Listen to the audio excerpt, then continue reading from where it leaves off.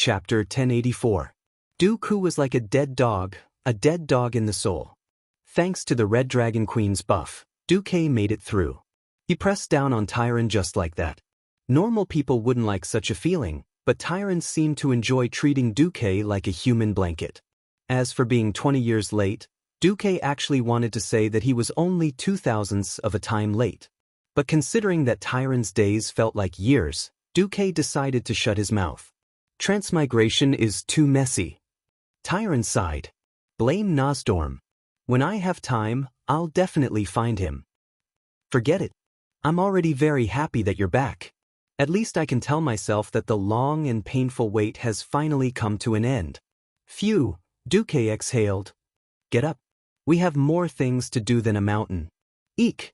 Just as Tyron stood up, her body suddenly stiffened. Her blue eyebrows furrowed. What? Does it hurt? I told you not to be so crazy.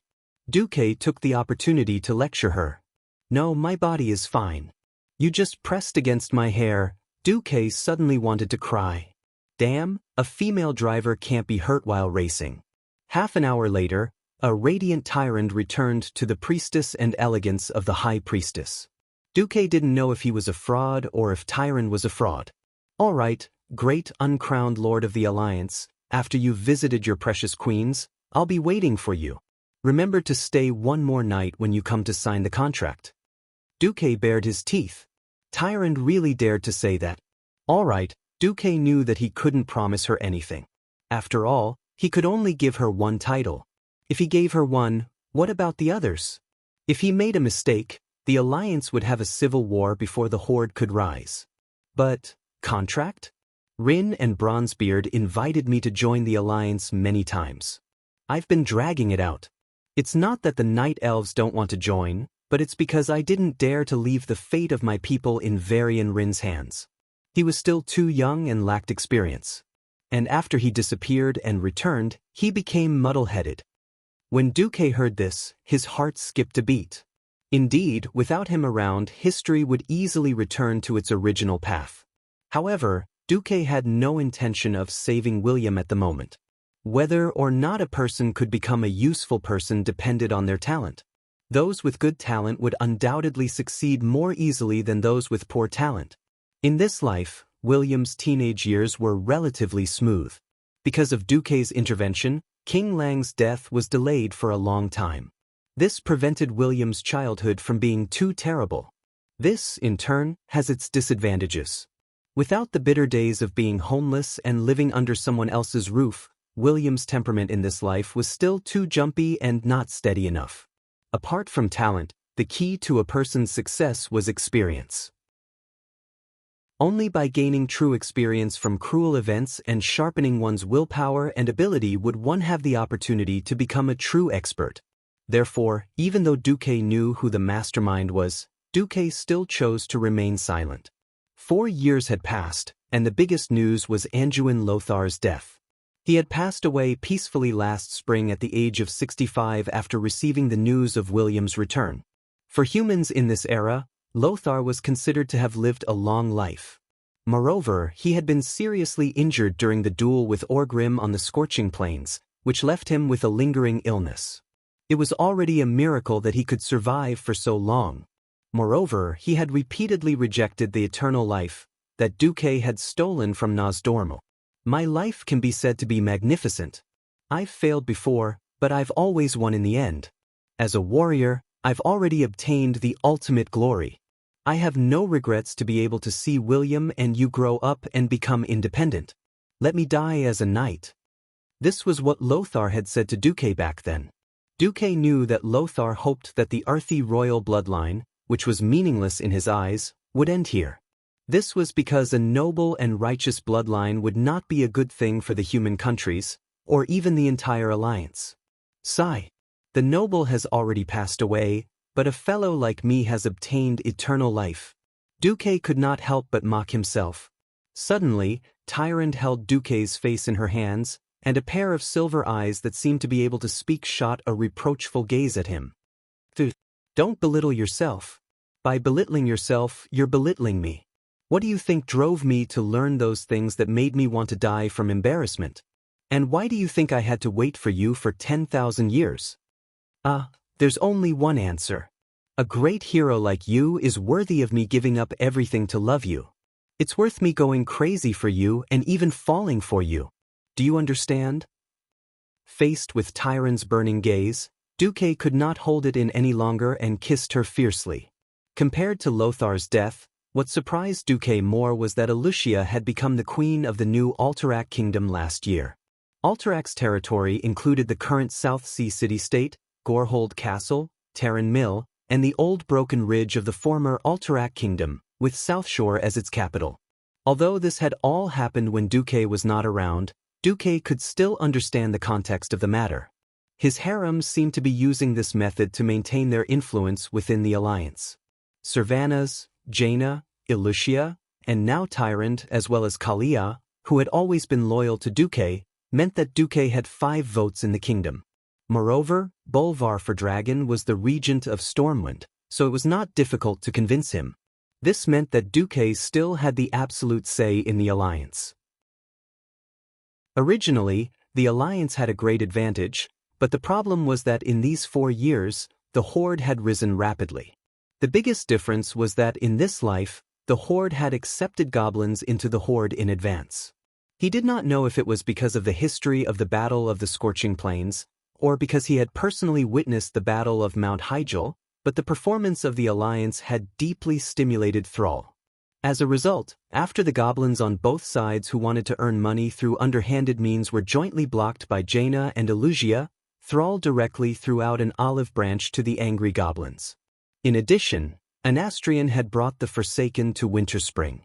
In terms of results, the Horde had basically surrounded half of the Night Elves' territory. Duque narrowed his eyes, and first drew a circle on the map of the Kalimdor continent, at the place that would become Rustwater Port in the future.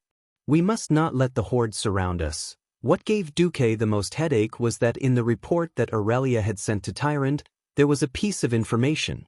A large number of orcs, formerly of the Blackrock clan, had begun to occupy the Blackrock mountain area between the Burning Plains and the Scorching Canyon. They showed signs of colluding with the Black Dragons. Chapter 1085. After returning, Duque had a mountain of things to do. He should have immediately returned to Stormwind, but he owed Tyron too much. He could only give in under Tyron's aggrieved gaze and agree to stay for a few more days. After the Battle of Mount Hyjal, Malfurion had once again entered the Emerald Dream, and Fandral Staghelm had just successfully planted the new world tree, Teldrassil. Although the Dragon Kings refused to bless the Night Elves with eternal life, the Night Elves who believed that the world tree was everything were now worshipping Fandral. Tyrande did not bother with the popular Fandral, and instead gave him some of her worldly power. Duque asked around and felt that there were no problems.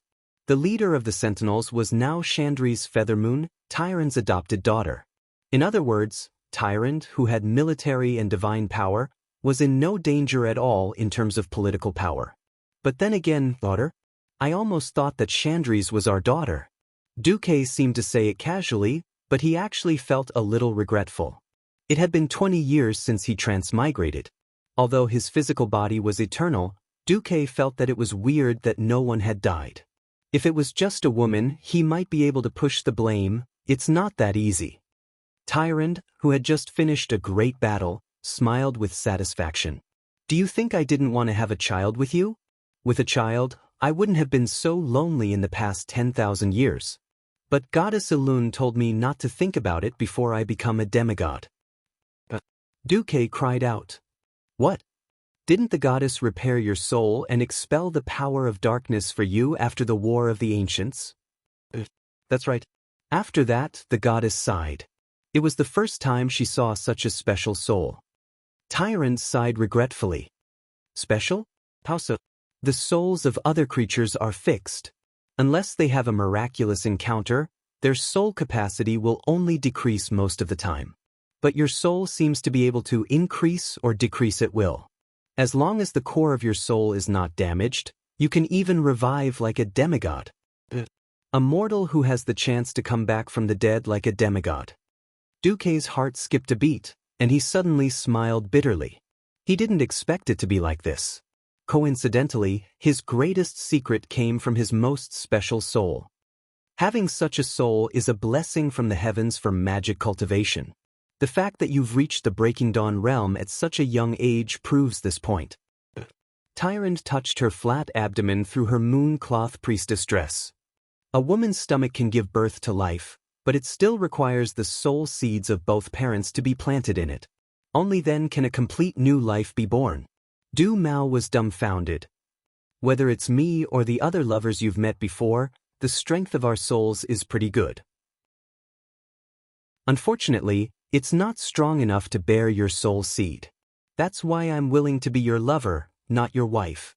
Tyrant hugged Duque tenderly. Is that so? Duque was so shocked that he didn't know what to say. There was a faint bitter smile on Tyrant's pure face. Of course it's true. Didn't you see that our goddess had no choice but to give herself to Lord Malorn? Only the strongest demigod can barely become the partner of a true god. Back then, our goddess had forcefully suppressed her own power to give birth to the demigod Cenarius. On the other hand, if you can become a demigod, you might be able to control and suppress the power of your own soul and give us a child. Duque's heart was in turmoil. Damn, there's actually such a thing. It was very mysterious and very nonsensical, but Duque's intuition told him that it was all true. Duque secretly asked the system elf, and received a similar feeling. My apologies. Ever since you became a radiant moon wizard, your soul power has far surpassed that of a woman in the hero domain. I had no choice but to forbid you from leaking your soul power. Otherwise, every time you use your divine sword, you'll instantly give your opponent 100 radiant moon, Breaking Dawn level, spirit blast. If you want to take someone's life, I can help you open the door to your soul. Du Ku was also helpless when this matter was brought up. But deep down, Duque didn't want to suppress his power to give birth like a Lun. Which father didn't want their offspring to surpass their parents? The demigod Cenarius sounded very cool, didn't it? Grandpa Roar could kill him with one chop of his axe. In the ancient war, although the wild boar gods and bear gods weren't as weak as trash, they weren't strong enough. They were almost wiped out by the Burning Legion at their peak. At this thought, Duque let out a turbid breath. It seemed that he had to break through the Breaking Dawn level and become a demigod as soon as possible. At the demigod level, he would at least have a true immortal body. For example, White Stag Malorn. After he died in the ancient war, Ilun didn't even cry, because Malorn didn't really die. Another example was Mediv, who was said to have died in Karazhan. When the Calamity army arrived, his mother made a move and immediately believed in Brother Spring and revived on the spot. Pursuing immortality? It seems that I'm still a normal person. While Duque was mocking himself, he suddenly felt waves of spatial fluctuations. Tyrant's expression darkened. Your lovers really do send people to keep an eye on me 24/7. I wanted to monopolize you for a few more days. Duque rubbed his forehead and thought, they're already giving you a lot of face. Otherwise, they would have attacked you immediately. How could they wait for more than a day? You've already made such a big commotion with Starfall, how can you hide it from them? Dark Portal, Year 20, December 25th. Many Alliance queens and important figures suddenly visited Teldrassil. Seeing Chandri stuttering as she sent a message saying that the Alliance queens had suddenly arrived, Tyrant elegantly let go of Duque's hand, tidied up her clothes, and smiled. Let them in. The door opened, and Sylvanas, who couldn't hold herself back, was the first to rush in. She pressed Duque down and kissed him passionately. Elugia and the rest surrounded Duque gently, waiting for Sylvanas to finish venting his feelings before going up to him. Only Aurelia walked over and extended her right hand to Tyrant. Should I say welcome? Tyrant smiled like a flower. Time travel is a terrible thing, but this is good. At least in the calendar, I'm Duque's first woman. Aurelia rolled her eyes. Chapter 1086. Just then, Jaina walked over and teased, I wonder which high priest said that he was only poisoned and then saved by a guy called Dukong? Tyrant leaned over and whispered into Jaina's ear, Are you going to admit to a stranger that you don't know well that you were taken captive on the battlefield, and that you lost both your body and mind, only to find out that he was the strongest traitor in the Burning Legion, and that you turned the tides and became a great hero? You didn't lose anything, and you even received the approval and blessings of your goddess? Tyron's matter had been thoroughly investigated by Vanessa after she returned. All the women in Duque's harem knew about it. Even though they knew, they still felt that it was very mysterious. The leaders of the allied nations that had no interaction with each other before the Battle of Mount Hyjal had already been taken care of by their own men in the future. Just thinking about it made their heads burn. Aurelia wasn't angry at all. Instead, she smiled and asked, "Why didn't you confirm it before the Battle of Mount Hyjal?" Tyron shook her head. "The great hero I know, Du Kong, is a superhero who has the blessing of the moon goddess Elun and the blessing of the life giver. During the Battle of Seamount and Mountain, Duque didn't have these two blessings. So that's how it is. All right, sisters." Sylvanas finally finished eating and pulled up Duque, whose upper body was covered in lipstick marks. "Since that bastard Duque is finally willing to return from the River of Time, let's celebrate." Aurelia, Sasha, Alicia, Jaina, and Tyrant all raised their hands in excitement. "Oh, hooray! Duque, don't think that just one more vote is enough. Accept your fate." Seeing the excited harem, Duque was embarrassed. "All right. Luckily, I have Alexstras's blessing." If the Red Dragon Queen knew that Duque used her blessing like this, would Duque be beaten to death? This could also be considered as some kind of happy trouble. On that day, it was rumored that someone had seen a few sexy Christmas girls at the gushing spring lake going in and out of the place where Duque was staying.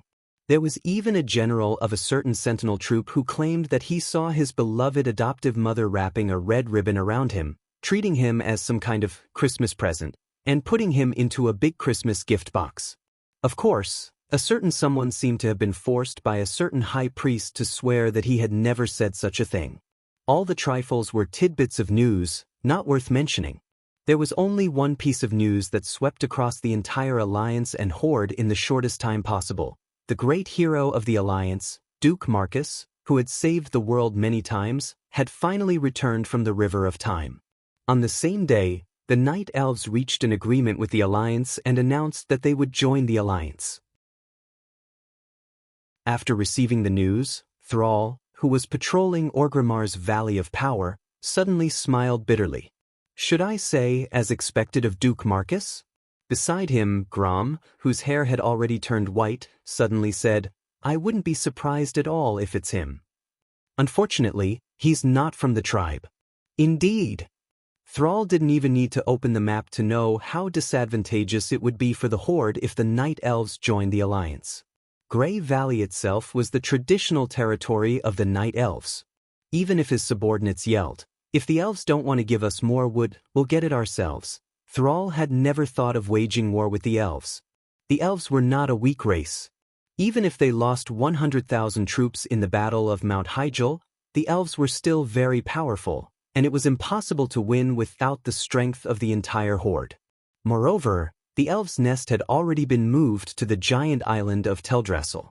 Even if the Horde could occupy Grey Valley, they would not be able to completely dominate the entire continent of Kalimdor. This was because the Black Coast to the northwest of Kalimdor had an extremely long and complicated coastline, and the Elven fleet could land on any part of the coast. The Horde's navy was completely absent. Thrall let out a long sigh. He knew that if Duque sacrificed himself, it would be for the world of Azeroth, but the reproduction and survival of a race was such a cruel thing. If a race or an organization wanted to survive and develop, they would need more living space and more resources. Without Duque, the Alliance would be like a plate of loose sand. William, that little brat, would not be able to support such a large alliance, let alone deal with the incomparably complicated internal situation of the Alliance. As long as the Night Elves did not join the Alliance, Thrall was confident that he could make use of the orc's strong reproductive ability and use at most 2 generations of 30 years to make the Horde the overlord of Kalimdor. It was a pity that the person he did not want to see the most had returned. At first, he did not feel it, but now it seemed that Duque's plan was extremely incisive. When he first opened up Du Roder, he did not think too much about it. Later, he found out that the Alliance had opened up Theramore City in the southern part of Du Roder. Now that the Night Elves had joined the Alliance, it was tantamount to a pincer attack on Orgrimmar from the north and south. This was quite detrimental to the development of the Horde. Once, the goblins had mentioned to him that they wanted Azhara's land. If Duque was not here, it might have been possible. But now that Duque was here, the Horde would not have a chance. It had only been 5 years since the orcs came to Kalimdor. The group of refugee children had just grown up, which allowed the Horde's military strength to recover to a little more than 100,000. With the technical support of the goblins, the Horde's military strength had greatly increased. Unfortunately, they were still no match for the Alliance. It was because he had fought alongside the Alliance that Thrall clearly understood what kind of monster the Alliance was now. They could easily mobilize more than 1 million regular soldiers, and all the youths had to undergo strict military training. In fact, the Alliance had more than 3 million reserve soldiers. Moreover, the battle at Mount Hyjal had proven that the Alliance had the terrifying ability to quickly transport more than 100,000 troops across the sea. With the Burning Legion and the Scourge Army as a common enemy, the Alliance was, of course, happy to cooperate with the Horde. However, after losing the common goal, the conflict between the two sides would definitely be triggered again due to territorial disputes and other issues. After all, no one had forgotten the hatred of the past. The previous generation of Alliance warriors had all become generals, and they had not forgotten the wanton massacre of the old Horde on the Eastern Kingdom.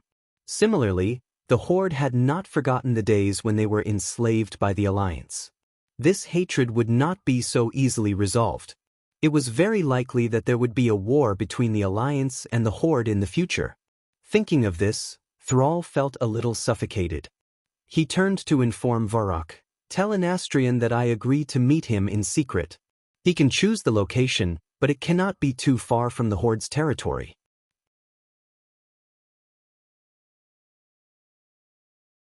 Chapter 1087. Grum was a little surprised. You want to use those bones? Thrall didn't care. Ever since the battle at the Dark Portal, the Horde has been using the Death Knight tradition, hasn't it? Orgrim did it, and so did the former chief, Nizul. Grom shook his head. I mean, aren't you afraid of angering the Alliance? Thrall smiled. That's why it's a secret meeting. As long as the Alliance doesn't declare war on the Horde, the Forgotten Ones won't join the Horde. Grom sighed. You've really matured. Thrall still had a difficult childhood in this life.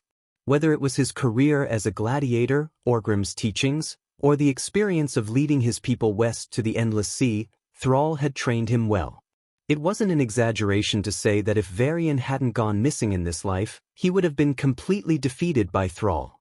After becoming the leader of the Horde for 5 years, Thrall had become more mature and far-sighted. The rarest thing was that Thrall, who was making the Horde rise again, was only 20 years old. The people of the Horde didn't doubt that Thrall could lead the Horde for at least another 30 years. Thrall looked to the east. The Horde has fallen far behind the Alliance. I hope that the disaster at the Burning Steps can hold the Alliance back. It wasn't an exaggeration to say that other than a certain cheating transmigrator, the Horde knew the disaster that the Alliance had caused. That was because the ones who led the trouble at the Blackrock Mountain were the 2 sons of the first chief, Red Blackhand and Maim Blackhand. Thrall had originally lamented that the Alliance had completely dominated the Eastern Kingdom and was far stronger than the Horde. Now that he received this news, Thrall only wanted to laugh. The location of the Burning Steps was too important. It was located in the core area of the southern continent, but the geographical conditions were extremely harsh. There was lava and volcanic ash everywhere, and it wasn't a place for humans to live. Other than the Blackrock Orcs and Black Iron Dwarves who were naturally resistant to fire, no other race could live well there. Even Thrall would have a headache if he were to occupy a place like the Blackrock Mountain. At this time, Thrall still had the mentality of watching a show. If he knew who the real master of the Blackrock Spire was and what was under the Blackrock Mountain, his attitude might be a little different. The Dark Portal, December 28, 2020. Even in the warmer Stormwind, It was still a world of ice and snow. Winter was the time when all things withered. Winter was also the time when people who had worked hard for a year could enjoy the fireplace in their warm homes and enjoy the harvest of the year. Thanks to Duque's valuable thoughts on internal affairs, the current Stormwind was far better than the Stormwind in history, where people struggled in hardship. From west to east, there was a railway that ran through the entire kingdom. The wheat in the western wilderness could be harvested today, and the day after, it could be transported across the entire elven forest along the railroad, bypassing the Reedridge Mountains and passing through the Swamp of Sorrows to the Watchtower in the Cursed Land. From north to south, there was a subway from Ironforge to Stormwind City. From Stormwind City to Goldflash Town, all the way south through the Twilight Forest, a new railway was being built. Currently, the southernmost end of the railway had reached Crow Ridge. In another 2 years, this north-south railway would reach Stranglethorn Vale. Even though the railway was only half open, a steady stream of weapons and supplies was still being sent through the railway to the Expeditionary Army in Stormwind to develop Stranglethorn Vale. Now, the area around the Horde's High Camp, including the Burral and Zakunda ruins, had officially become Stormwind's territory. The entire kingdom was talking about the troll ornaments and gold tools that had been plundered from the Troll Empire's ruins. With the addition of the Reedridge Mountains, the Swamp of Sorrows, and the Upwind Path under Duque's control, Stormwind's territory was more than 3 times larger than it was in history. The prosperous situation made every citizen smile from ear to ear. At the same time, it also bred corruption. With the economy doing well, the lords of Stormwind could practically lie down at home and still earn money every day. Gradually, the new generation of nobles forgot the humiliation of losing their territories and the grief of losing their loved ones, and began to indulge in pleasure. On the 28th, the important ministers of Stormwind gathered at the new Stormwind stronghold. This was because they were going to discuss the next year's important matters. Every year, major events of Stormwind would be discussed in winter and carried out in the spring of the next year. Luxurious carriages were parked in front of the even more majestic Stormwind stronghold's gate. Many nobles, even if they were just there to listen, were dressed to the nines. Since 2 years ago, they had formed a habit of waiting at the gate of the stronghold for her to appear. She did not disappoint them, and she came. 2 pure black horses without a single strand of hair on them pulled a black carriage with golden edges and slowly drove into the square in front of the fortress. A peerless beauty stepped out of the carriage with the help of a marquis. She had long black hair that fell to her shoulders, soft and smooth. She seemed to have been carved by a craftsman in imitation of a goddess, and she had the most charming smile on her face. She wore a purple shirt with silver edges and a diamond-shaped hollowness in the middle of her chest, showing off her seemingly bottomless cleavage. She wore a bright red floor-length dress. Just her appearance alone caused a wave of low exclamations of admiration. 4 dozens of nobles to wait. Those who did not know might have thought that there was a queen in Stormwind, and they were waiting for the queen to arrive with a posture of worship. Unfortunately, she was not a queen. She was just a countess, Countess Katrana Anristo, the illegitimate daughter of an old Stormwind noble. In fact, that noble had already been annihilated at sea during the retreat of Stormwind City in the first year of the Dark Portal. But she had enough documents to prove her identity, and with the most elegant speech and wisdom, she conquered the entire Stormwind noble circle in a short span of 3 years. If it wasn't for Duke's precedent, her rise to fame would have been a legend. Not only did she have amazing social skills, but she was also extremely outstanding in internal affairs. After Lucia ran off to become Alterax's queen, Bolvar had no choice but to accept the fact that this woman had snatched the power of internal affairs. Bolvar was an excellent regent. He was impeccable in terms of strength, virtue, and loyalty. Unfortunately, there was only one person in the world like Duque who could even cross realms.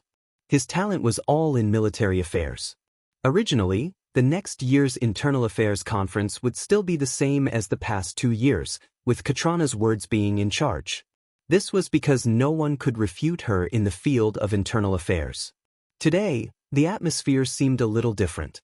The nobles realized that beside the silly William, there was not only Bolvar's regent chair, but also a very mage-style chair. Suddenly, the ceremonial officer announced, "The Grand Duke of Stormwind, His Excellency Duke Marcus, has arrived."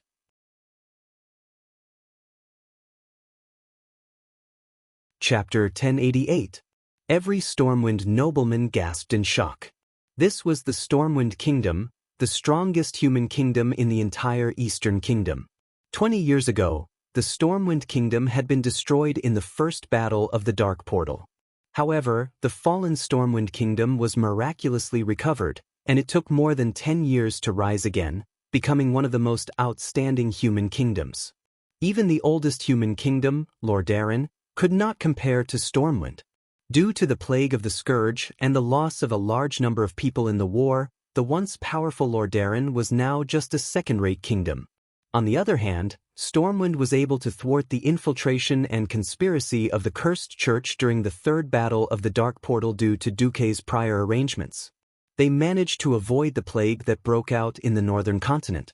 Moreover, when Lordaeron fell, Stormwind took in a large number of refugees and invested them in the development of Stranglethorn Vale and the Swamp of Sorrows. Even after the war ended, those who stayed were given land. Queen Kalia of Lordaeron did not force her people to return. Overall, Stormwind's national strength did not decline. The previous king, Lang, was undoubtedly an excellent king, but that was all. Compared to his two incomparably dazzling and inescapable subjects, Ryan was just a mediocre person. Anduin Lothar, the leader of the Stormwind Royal Guards, the leader of the Iron Horse Brotherhood, the first commander of the Alliance, the strongest human warrior, and the last confirmed direct descendant of Thoradin the Great. His life could be said to be legendary. He had participated in the killing of the demon king Sardras who had possessed Mediva's body, killed the first chief of the Horde, fought head-on against Grum Hellscream, who had killed many famous Alliance knights in the Silverpine Forest, and led the charge in the Battle of the Scorching Plains when his side was at a disadvantage. His heroic story could be said for 3 days and 3 nights. Lothar was a model of chivalry. He was worshipped by countless knights and was destined to be sung for thousands of years. However, there was another person who was more famous than Lothar. That was Duke Marcus, the uncrowned king. On the military front, Duque had personally pierced through the chest of Mediv, who was possessed by Sardras. He commanded the weak army of Stormwind to set fire to the 200,000 Horde soldiers. He miraculously saved 50,000 Stormwind elites on the floating ice island, and was appointed as the Alliance's vice-commander before the age of 20. After that, he led the army to fight for thousands of miles, from the Battle of South Shore where the sea was dyed red, to the Eagle Nest Mountain, to the northernmost Kuil Salis on the mainland, to the siege of the Horde in Rotterdam, and finally to the decisive battle on the Scorching Plains that made the name of the Lightning War resound in both heaven and hell. When the Horde's third-generation chief, Nizul, led the army to counterattack, it was his watchtower defense line that defeated the Horde's ferocious counterattack. During the third battle of the Dark Portal, he led the Alliance and defeated the main force of the Calamity Army in one fell swoop. In the end, the Calamity Army that had swept the Rotterdam Kingdom, the Dalajan Kingdom, the Rapids Castle Kingdom, and the Kuil Salis Kingdom was expelled from the Rotterdam Kingdom.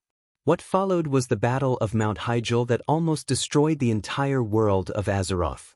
It was no exaggeration to say that in the field of military affairs, Duke Marcus was the god of war.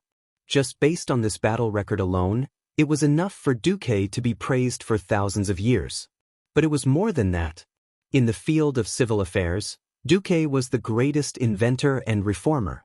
The new seeding technology, the mold-based construction of houses, the development of the marine economy in combination with the Murloc Nagas, the medical security system, the 6-year compulsory education, the economic construction of the Belt and Road Railway, and the Continental Integrated Economic Model that linked all railway and sea transportation. Many of his views and new ideas were fiercely opposed by countless people at the beginning. He used his unique vision and charisma to promote all of this in an almost tyrannical way. Time proved that everything he did and every policy he promulgated was correct. That was how the Stormwind, which had been completely destroyed by the war, was pulled into the Stormwind, which was extremely rich in resources today. his territory was already larger than the Stormwind, and even larger than many small countries. Rumors of his flirtatious exploits with several queens were spreading everywhere. No, it was no longer rumors. At least the 3 queens of Kratiras, Lordaeron, and Alterac publicly announced that the person they loved was Duque. As long as Duque was willing, he would not hesitate to change the surname of the royal family to Marcus. However, Duque chose to be loyal, and like the other lords in the kingdom, he fulfilled his obligations as a vassal to the king of Stormwind. There was such a standard in the noble circle that was recognized all over the world.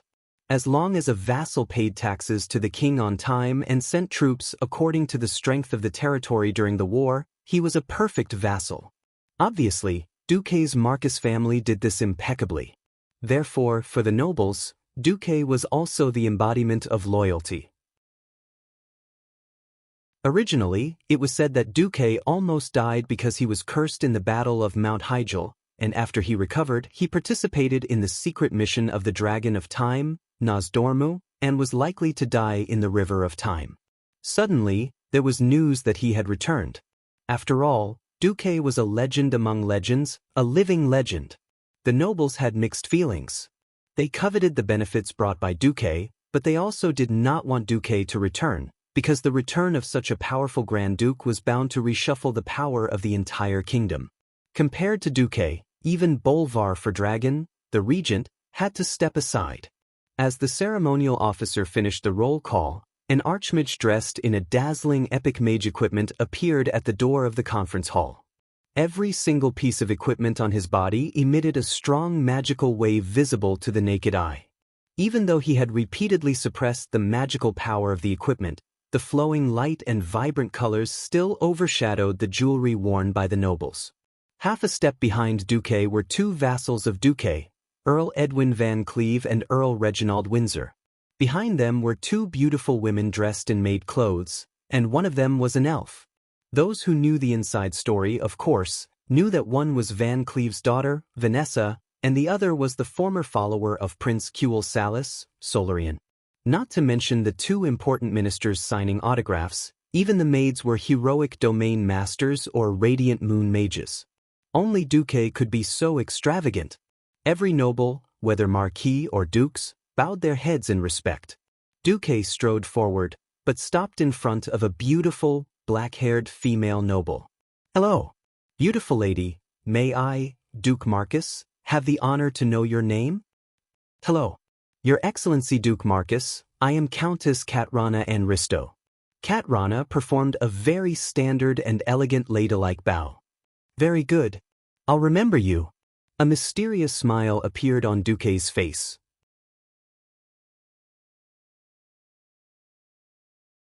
Chapter 1089. Remember you. The entire meeting hall was instantly filled with a low and rude commotion. No one cared about this little bit of impoliteness. To many nobles, this was definitely something that the Countess of Anristo could be proud of. Just like the epic achievements of the legendary hero, Duke Marcus, in the aristocratic circle and even the commoners' daily conversations, if a lady was fancied by Duke, it could be regarded as a glory that could be bragged about for a lifetime. Once upon a time, because countless noble ladies had tried to climb into Duque's bed when he was just an ordinary noble, many nobles envied and hated Duque and slandered Duque's sexual orientation. Later, as Duque's female friends were exposed one by one, this group of nobles who were gossipy to death immediately changed the topic and boasted that only women who could catch Duque's eye were the true top beauties in the world.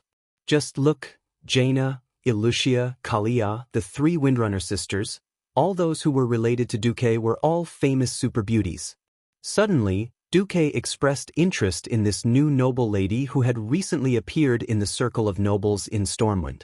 The noble's soul of gossip was burning. The female nobles were envious. The male nobles were pounding their chests and stamping their feet because they felt that they had no advantage in front of the great hero and Grand Duke Duque. Apart from boasting that they had a slight advantage in terms of appearance, they all lost by a wide margin.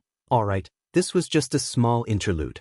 Although Bolvar, who had long been standing beside William, frowned at Duque's somewhat frivolous behavior, it did not matter. What happened next was the key. This was because the person Duque wanted to see was the king of Stormwind. This scene made many of the royal faction rather nervous because Duque's power was too great. King Lang had written more than one will before the war, appointing Anduin and Duque as regents for the young princes. The power of these two regents was beyond the imagination of outsiders. Anduin is my arm, and Duque is my brain. I trust them more than I trust myself. So, if they believe that my son does not have the right to be king, then they can choose another descendant of mine. If my bloodline is severed, then they have the right to hand over Stormwind to a more suitable person. They had the power to veto the Storm King. The power of these two regents was astonishing. What was even rarer was the fact that he had obtained the unanimous approval of King and Queen Lang, as well as the approval of the high-ranking nobles of Stormwind.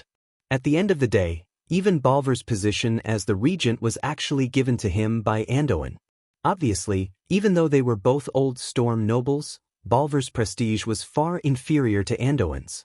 The most obvious example was that Varian's son was named Anduin Rin. And after this little prince was baptized in the Church of Holy Light, his Christian name was impressively Duma, the first two words of Duke Marcus. Bolvar was also rather nervous now because William, after his disappearance, he had become muddle-headed, just like a puppet. It was obvious that William was not suitable to be a king in such a state. If Duque announced that he was no longer a king, then Bolvar really could not find a reason to object. Under the watchful eyes of the crowd, Duque continued to move forward and arrived in front of the statue-like William, who was sitting foolishly on the throne. Seeing the beads of sweat on Bolvar's forehead, Duque smiled calmly. Phew!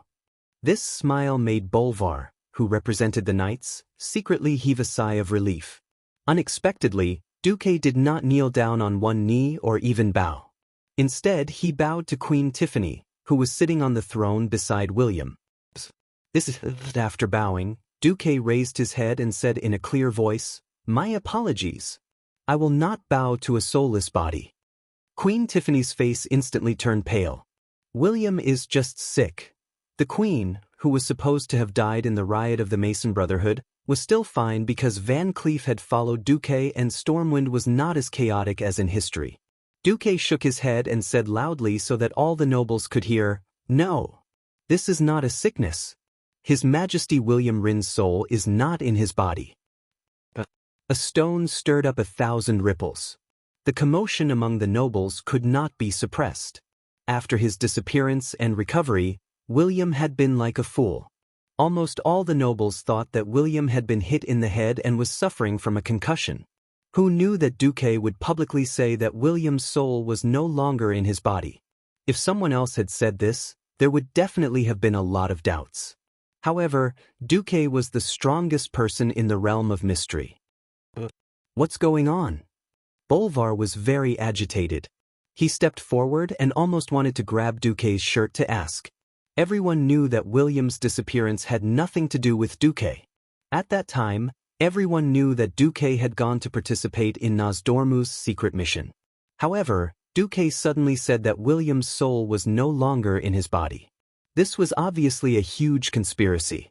Duque shook his head. "I don't know. But I can confirm that this is a type of evil magic. The Burning Legion or the Calamity Legion." Bolvar lost his voice. "If I have to say what it is, I'm afraid it's more like the methods of the ancient gods." "Then, don't worry, Bolvar. I have never thought of abolishing His Majesty William Rin." Suddenly, Duque's aura became very mysterious, and a torturous aura surged out. "When I was floating in the river of time, I saw a fragment of William's glorious future." *CK. Was it that ridiculous? He even saw the future? Alright, in theory, Duque had inherited it from Medivh. Medivh had already warned the various countries before the arrival of the Calamity Legion, which once again proved that Medivh was a torturous, no, a prophet. Now that Duque actually said that William would be very powerful, it was really hard for everyone to refute him. Duque turned his head and faced a large group of nobles. He raised his hands high and said, "I have always believed that humans are not born noble. If bloodline determines everything, then the great Anduin Lothar should be the ruler of the 7 human countries, and not choose to end his own bloodline. Duque's sudden statement caught the nobles off guard. Everyone was wondering what Duque was trying to do. Duque continued, "Whether a person is noble or not depends on his actions. Therefore, I think that His Majesty William, who has always been committed to building a better country and doing his best for the alliance, is a competent king. Therefore, as the subjects of His Majesty, what we have to do is to build a greater country in Stormwind when His Majesty is not around."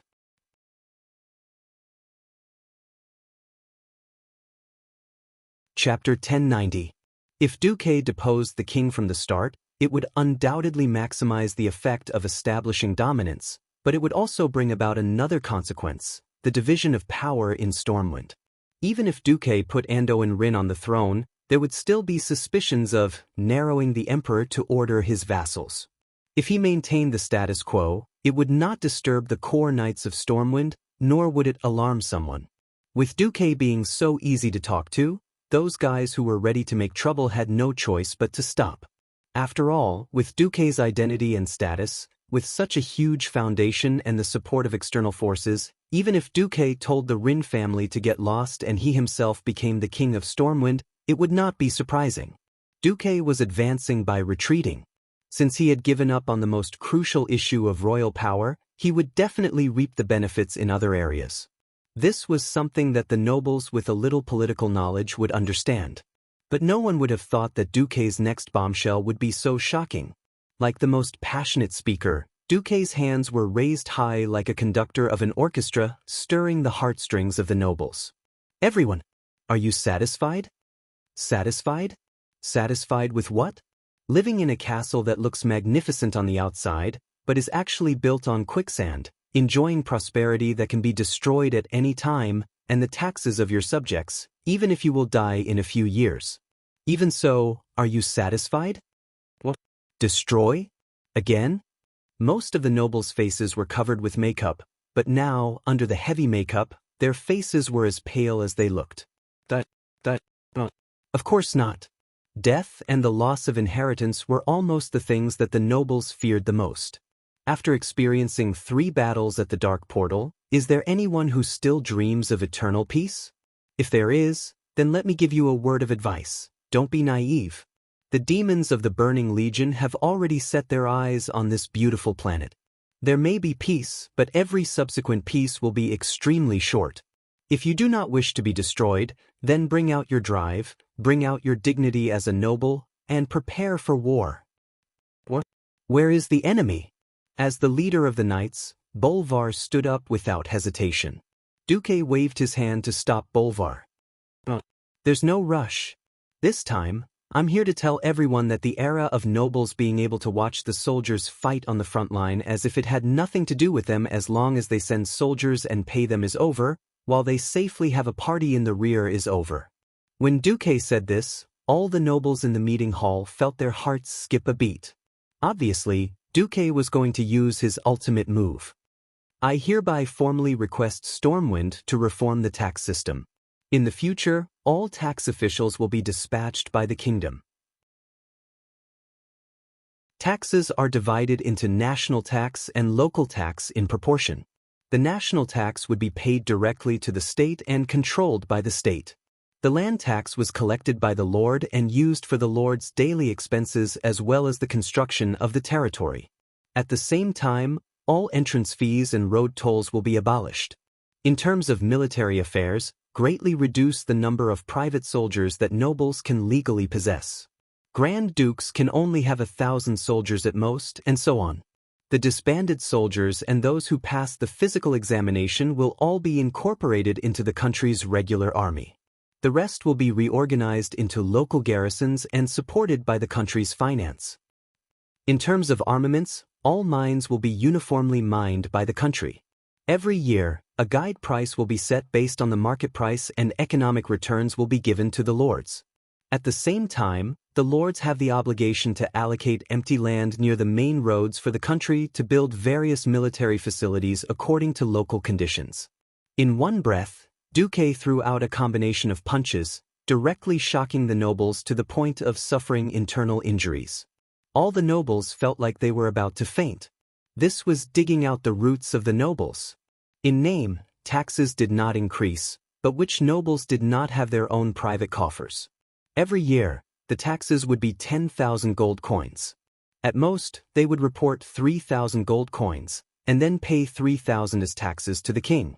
Now that even the tax officials had been changed to the countries, that private coffer would be the first to be destroyed. In terms of military affairs, abolishing the private soldier system was equivalent to abolishing military power. In the future, any family soldiers would only be at the level of a guard of honor and would not even be qualified to rebel. In terms of armaments, the nobles who occupied the mountains as kings were forced into a dead end. In the past, those who had mines in their territories were like hens that laid golden eggs, practically earning money while lying down. There were even lords who secretly refined the mines themselves, forged them into weapons, and secretly sold them to the tribes. Now, no one could play any tricks.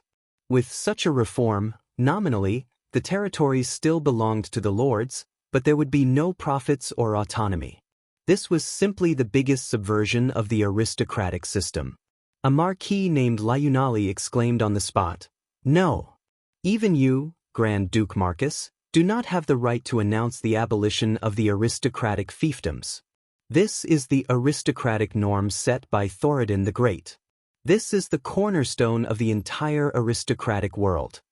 Duque did not answer directly, but instead smiled strangely. "Sir Marquis, have you ever seen a big explosion that almost destroyed the world?" No, I have seen it. I just went to the ancient war 10,000 years ago and saw how the ancient Kalimdor continent exploded, exploding into today's Kalimdor and the Eastern Kingdom continent. Do you want me to show you some magic images?" Although he said no, in fact, Duque had already started to show them with a wave of his hand. "Well, I'm sorry to inform you that there will be similar catastrophes in the near future. Sir Marquis, even if Stormwind City is likely to be engulfed by lava, do you still want to tell me that the rules set by Thoradin the Great, which destroyed the Empire 2,000 years ago, cannot be changed? Even if the Lava Lord Ragnaros, who is sleeping in the burning steppes, is about to awaken and turn the entire southern continent into a sea of fire purgatory, do you still dare to say that it has nothing to do with us?" The aristocrats' faces turned green, but they did not know how to refute. Duque's voice suddenly rose by an octave. "Everyone! The times have changed. Relying on the contributions of our ancestors to enjoy the glory and splendor for 1,000 years is bound to be a dream.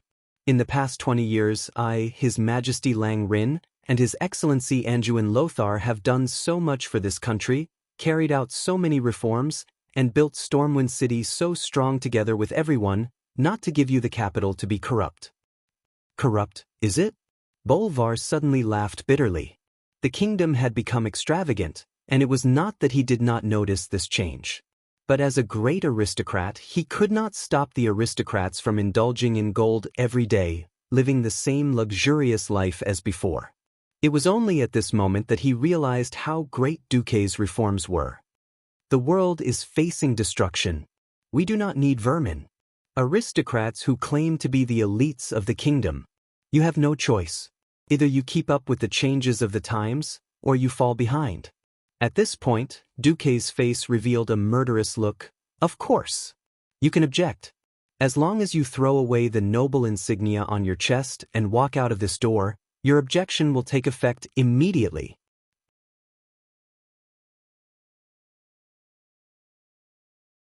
Chapter 1091.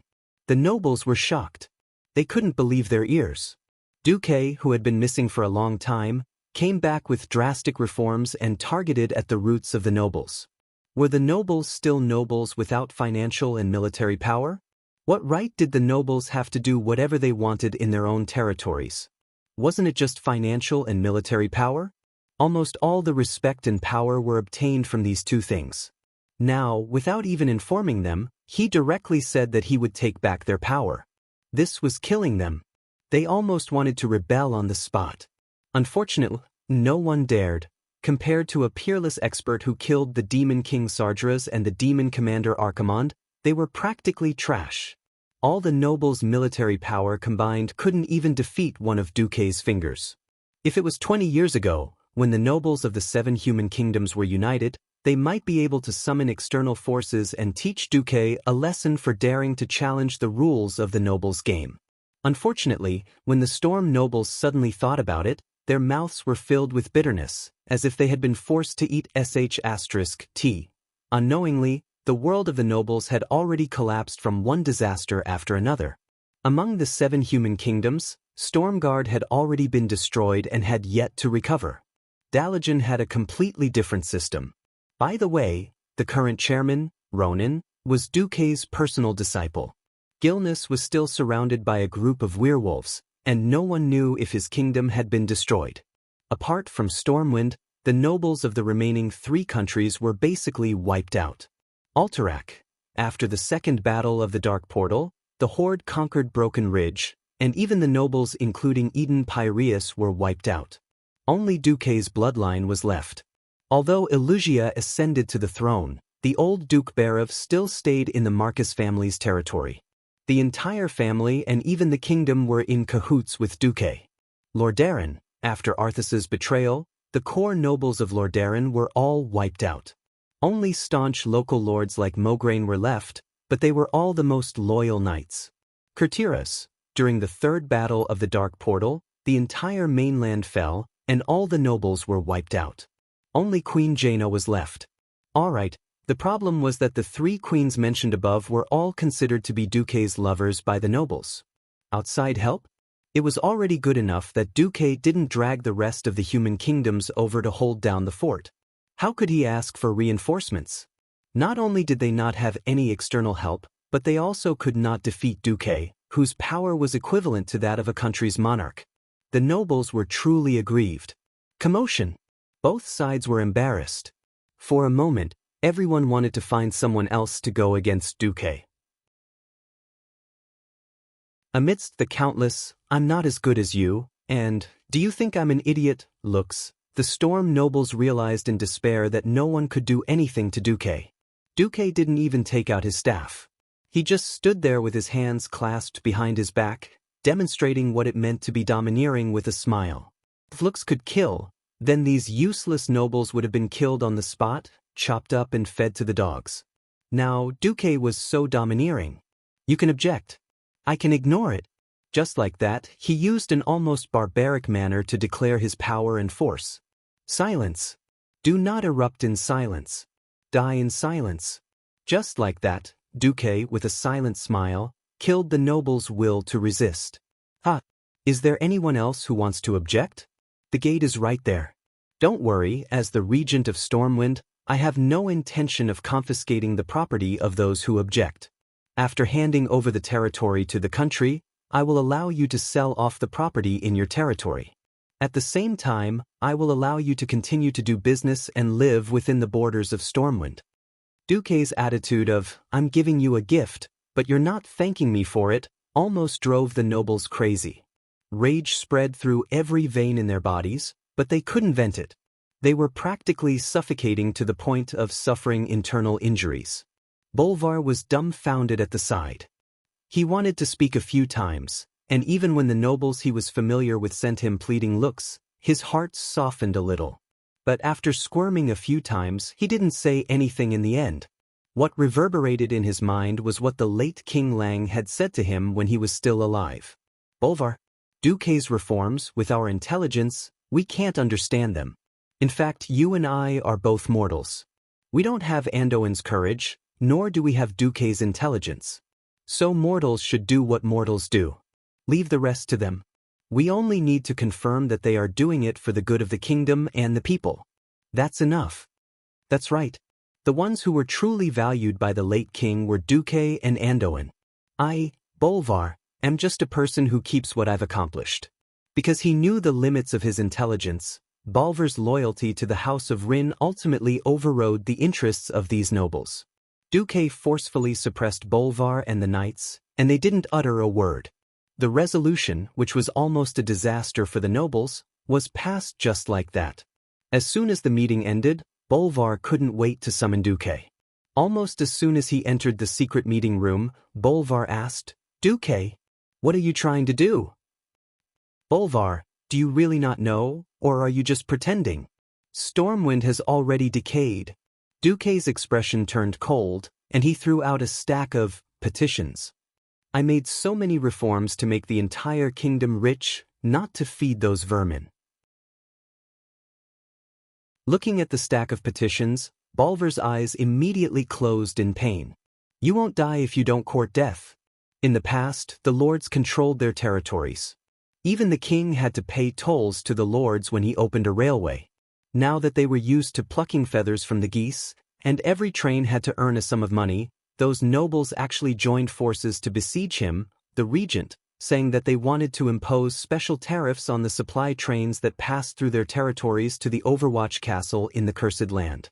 Otherwise, they would stop the train every time it passed and check if there were any prohibited items. Other than that, the nobles made all sorts of noise because the land was privately owned. Bolvar, who abided by the iron law that the nobles' territories were not the king's for 2,800 years, could do nothing about it. However, he didn't think that Duque would immediately make a move upon his return. But this is too intense. This will cause the entire ruling class of the kingdom to collapse. Then let's change it to another batch. Even if we don't do anything, they will eventually perish under the enemy's attacks.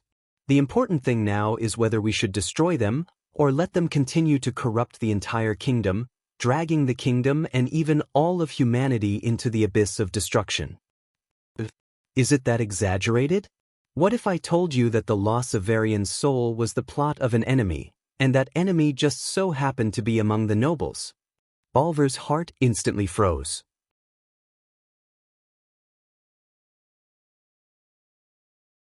Chapter 1092. Bolvar was an extremely principled and strong-willed man. It was true that he was pained by the depravity of the nobles, but he was a knight loyal to the king first and a noble second. He clenched his teeth and said, "As long as you have evidence, I will support you even if you have to wipe out all the nobles in Stormwind City." Duque, on the other hand, became relaxed. There's no rush. Compared to wiping out the vermin in the country, don't you think that William is more important? Bolvar's eyes immediately lit up. He pounced on Duque like a hungry tiger pouncing on its prey, grabbing Duque's arms tightly. You know where His Majesty's soul is? William's disappearance was the biggest stain on Bolvar's record as regent. It was the deepest humiliation. From the time William disappeared to the time he was found, he had become an idiot. Bolvar's heart was constantly tormented by guilt. The late king had handed William over to Lothar before handing him over to him. He had always been strict with himself and scrupulously abided by his duties as regent. Who would have thought that something like this would happen? If not for the fact that he had to support the country, Bolvar would have committed suicide long ago. Now that Duque had suddenly mentioned William's whereabouts, how could Bolvar not be agitated? Coincidentally, when I returned from the River of Time, I saw some fragments of William's future. Coincidentally, I returned from the new main city of the elves, Teldrassil, which was not far from that place. I did my best to confirm William's safety. He had lost his memory, but his body was in good condition. Wait, you confirmed that it wasn't His Majesty's soul? Bolvar was shocked. Then could it be that the His Majesty beside us is a fake? No, he's real too. William was unfortunate enough to be split into two by the evil magic of a certain existence. The cowardly and lazy person in the hall was him. The William on the Kalimdor continent was also him. Bolvar opened his mouth wide, stunned by this strange news. Why didn't you say so earlier? After entering the room, Duque had already set up a magic barrier to prevent eavesdropping, but he still made a shushing gesture. If I say that, won't the one lurking among the nobles realize that I've seen through everything? Who the hell is that guy? Bolvar gnashed his teeth. To think that a mysterious and powerful enemy had infiltrated right under his nose. This was definitely a dereliction of duty on his part. Duque patted Bolvar on the shoulder. "Brother, your acting is too bad. I can't tell you, but you can rest assured and leave that guy to me. I believe you. I'll leave the domestic affairs to you. I'll personally lead the troops to fetch the other emperor back." At this moment, Bolvar was like a fanatic who was obsessed with Duque. His eyes were filled with stars. Duque also felt that he had gone overboard, but with Nozdormu's endorsement, no one could expose him.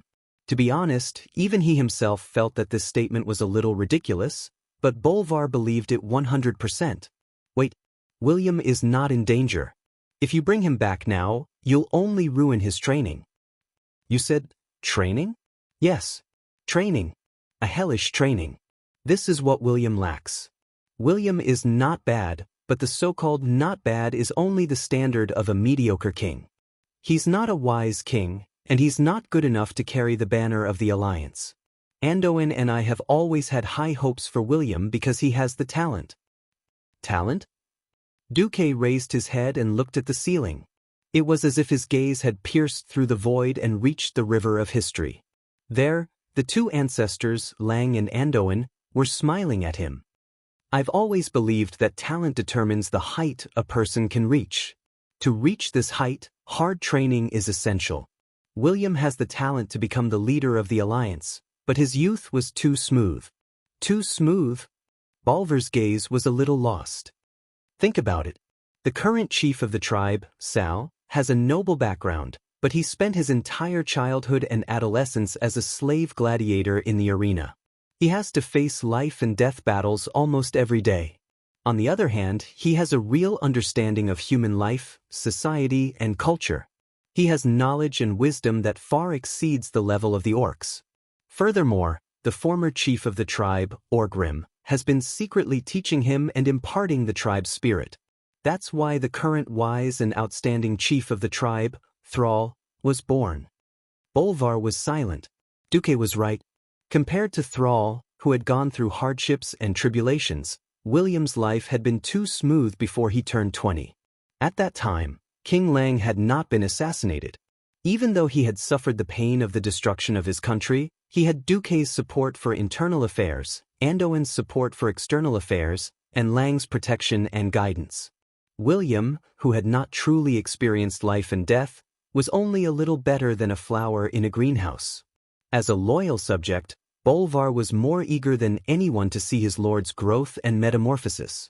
All right, Duque, you've convinced me. But first, I have to ensure His Majesty's safety. Sure, but I won't allow you to go, not even the royal knights. Why? Bolvar roared. Please, that place is not for holy knights. The holy light on your bodies is even more dazzling than a lighthouse in the night. Even if you send ordinary knights there. Those who only think of justice and loyalty will easily see the world as black and white and mess things up. Bolvar understood Duque's meaning. All right, I'll let MI7 arrange for an elite team of rangers to go. Duque nodded in satisfaction. Coming out of the secret room, Duque sat in his personal carriage. The two important subjects, Reginald and Edwin, as well as the two maids, Vanessa and Solarian, were already waiting there. As a Grand Duke, he still had to have the necessary extravagance. The carriage was very large, and each side was enough for one person to lie down comfortably. There were also many protective spells and anti-eavesdropping spells. Sitting opposite him, Edwin Van Cleef was the first to bow his head and admit his mistake. I'm sorry, my lord. I didn't even know that a powerful enemy had infiltrated the kingdom. It's my fault. Do you know who she is now? Her. Edwin immediately reacted, even though he was not absolutely sure. Master, are you talking about Countess Enristo? Duque revealed a mysterious smile. Edwin, do you still remember Lord Presto? In the carriage, the expressions of the other four people froze. Lord Presto, this name was not unfamiliar at all. Even Solarian, who was far away in Cuel Salis, had heard of it. The fallen ancient guardian, Nisario, had once pretended to be a human lord and infiltrated the alliance. He almost married Princess Kalia and was crowned king of Alterac.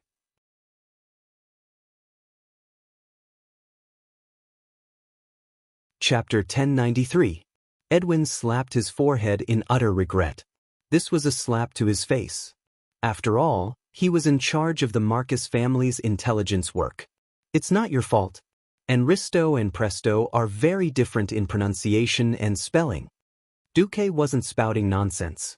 After all, the common language in the world of Azeroth wasn't English. It was still an alphabetic system, but the letters, spelling, and pronunciation weren't the same. Windsor sighed. I'm still thinking about how to dispatch troops if something happens to Stormwind City.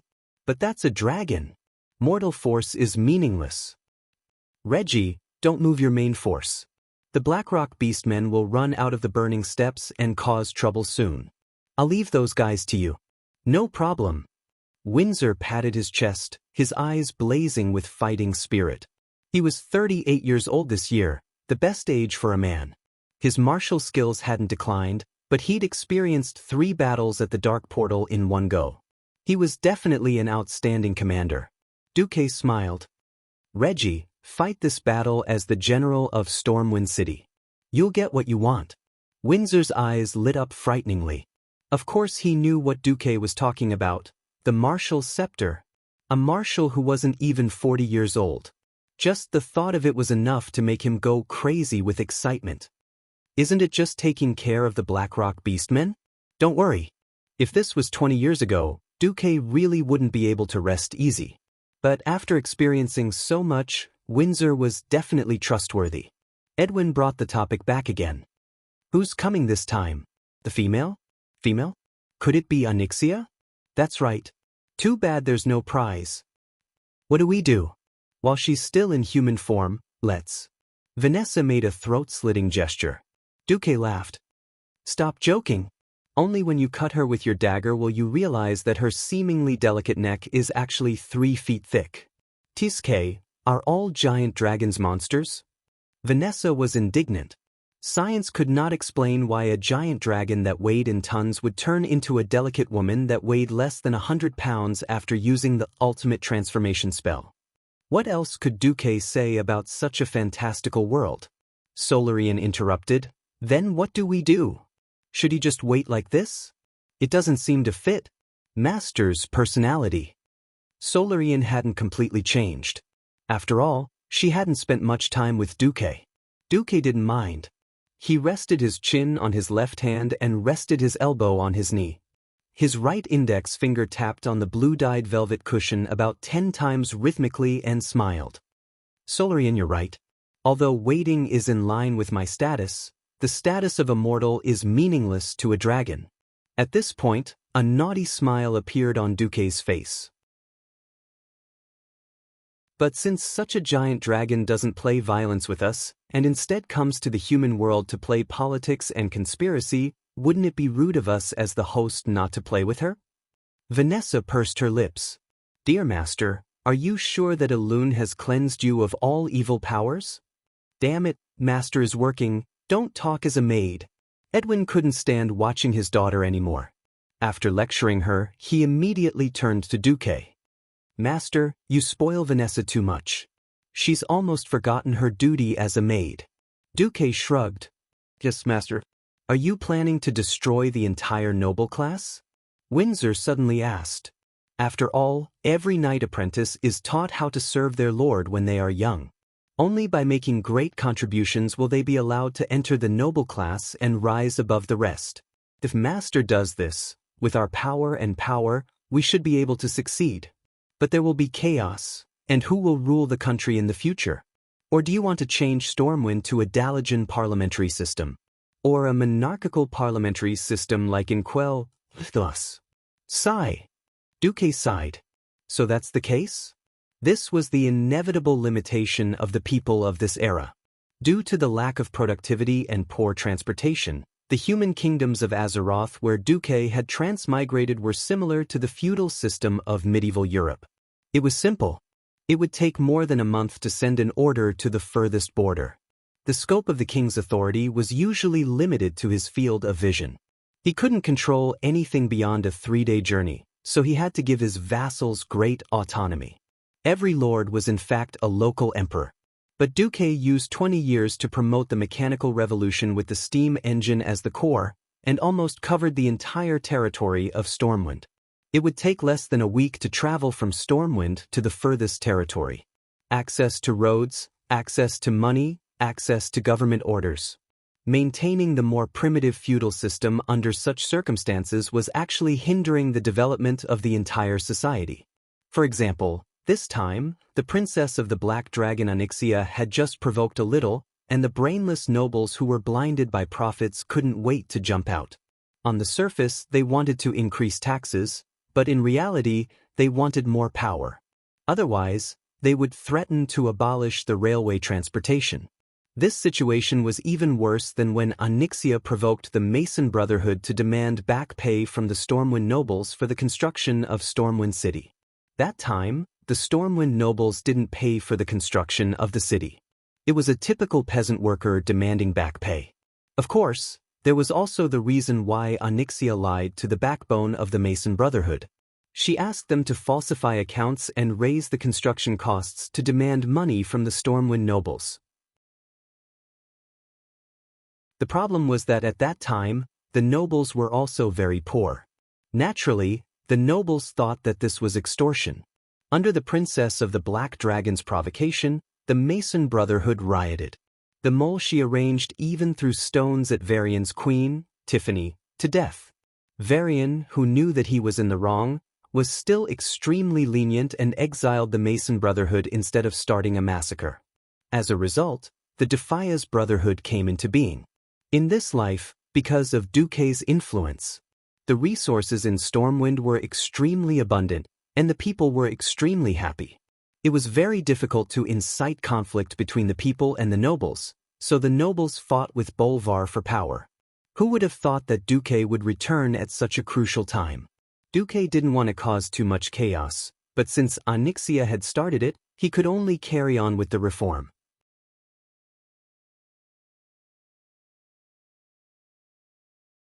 Chapter 1094. Duque pondered for a moment before replying, "I have no intention of disbanding the entire noble class. To be honest, a ruler is a necessary existence. Without a ruler, the people will be in chaos. But what I, and even the entire world, need is a group of rulers who are united and actively preparing for war to face the Burning Legion and other dark forces, not maggots who dare to attack the soldiers on the front line for their own interests." "My lord, what else did you see in the River of Time?" Windsor asked. "What? Not only against the Burning Legion and the Scourge Legion, but also against the ancient elemental lords and the most evil ancient gods. Every 2 to 3 years, there will be a great battle similar to the Third Dark Portal." Duke tricked his subordinates like a charlatan. If Duque had said this 20 years ago, he would have been treated as an idiot. But humans were a race with amazing adaptability. In these 20 years, everyone had gotten used to it. No one did not believe him. Although they believed it, the expressions of the 4 people in the carriage turned serious. "Understood. Let us do what we can for our Lord. Let us pave a bright path for this world full of calamities." With Windsor in the lead, the 4 of them bowed to Duque. On the other side, the Storm nobles began to contact each other as soon as the meeting ended. However, they sadly found that they could not find anyone on their side, or even a team that could contend against Duke Marcus' tyranny. At this time, they were pleasantly surprised to find that someone had committed a crime. Countess Katrana and Risto had suddenly announced that there would be a masquerade party tonight. The kind that wore a mask and did not even need to show their faces. The Countess was so considerate that she specifically instructed the person who delivered the invitation to verbally convey that they did not even recognize the family emblem on the carriage, they only recognized the invitation and not the person. From the most powerful dukes to the insignificant barons, at least 200 to 300 nobles directly agreed to attend the banquet. Bolvar was silent for a long time when he received the news. In the shadows in front of him stood a shadowy man. He was short and capable with deep brown eyes. "Your Excellency, what should we do?" In the end, Bolvar waved his hand. "I have already reached an agreement with Regent Marcus. I will not interfere in this matter. Moreover, doing so would obviously help the Stormwind Kingdom become a more powerful nation. You just need to focus on the Ghost Wolf mission." "Understood." The man silently retreated. Looking at the empty room, Bolvar sighed. "Duque, don't disappoint me." That night, the atmosphere was strange. As the sky gradually darkened, almost all the noble houses opened their doors, and many carriages streamed out. Some of these carriages had family emblems, while others were unemblemished carriages used by servants to purchase goods. More than 4 figures of carriages poured onto the streets at once. Even when Stormwind City was being rebuilt, Duque had designed all the main roads in the city plan to allow 6 carriages to travel side by side. The main road that ran through the entire city was even more exaggerated, with 12 lanes. However, when thousands of carriages came out at the same time in a premeditated manner, the traffic inevitably fell into chaos. If MI7 attempted to follow some of the major nobles, they were bound to go crazy, because they simply did not have enough manpower to follow every carriage and figure out who was sitting inside. However, the nobles quickly fell into doubt. Logically speaking, they would at least attract a large number of stalkers by openly confusing the line of sight. For example, there were only a few dozen elite thieves in MI7, and the rest were ordinary peripheral members. There were only about 500 of them. Moreover, with less than 1,000 thieves scattered throughout Stormwind's vast territory, apart from the Marcus family's territory, which might have fewer people, there should be at least 30 to 40 people in each district, right? The number of thieves that could really be mobilized in Stormwind City would not exceed 200. But there was not a single stalker. The nobles who wanted to participate in the masquerade party arrived without a hitch. They were not worried about being questioned by the 2 regents. The powerful guys had either prepared a substitute, or a few of them claimed to be playing cards together, with a group of loyal servants helping them to falsely testify. Entering Countess and Risto's magnificent manor in the east of Stormwind City that was comparable to a duke's mansion, the nobles could hear the cheerful music coming from the huge and glorious villa from afar. A band composed entirely of high elves played the most popular music from the time of Quel Salis. Sometimes cheerful, sometimes passionate, and sometimes decadent, it constantly tugged at the heartstrings of the nobles. If it wasn't for the fact that what happened today was too big, perhaps at this moment, many young noble men and women would have run to the bushes around the villa to roll around. Although it was called a masquerade party, in fact, it could only deceive outsiders. Nobles who were familiar with each other would always recognize the decorative secret codes that the other party deliberately left on their bodies. Seeing the familiar big shots arriving one by one, the young nobles were ecstatic. In their eyes, this was already enough to overthrow the whole kingdom, and even that damn Grand Duke Marcus was exiled. Unfortunately, after the banquet began, the atmosphere was very strange. Because everyone saw that the heroine of the masquerade party, Countess Enristo, who only wore a small golden mask that covered her eyes, actually ignored the other nobles and danced with a young noble under the accompaniment of music. Even the nobles close by could not hear what the two were whispering. Fortunately, they did not hear it. If they heard it, they would probably be scared out of their wits. Dear Grand Duke Marcus, I don't remember sending you an invitation. That's right. At this moment, the person dancing with the Countess was Duque, who was wearing a ridiculous high elf mask. Of course, no one in this world would know that the 2 metal accessories on the mask's ears were a small version of the dragon salyer. There was also a line of Chinese written on it, "Dragon salyer, click to send."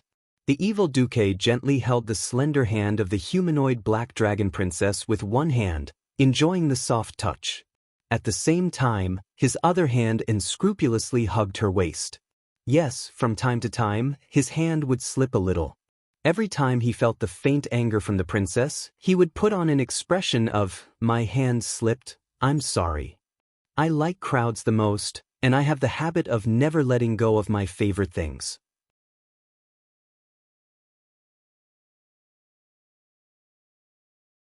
Chapter 1095.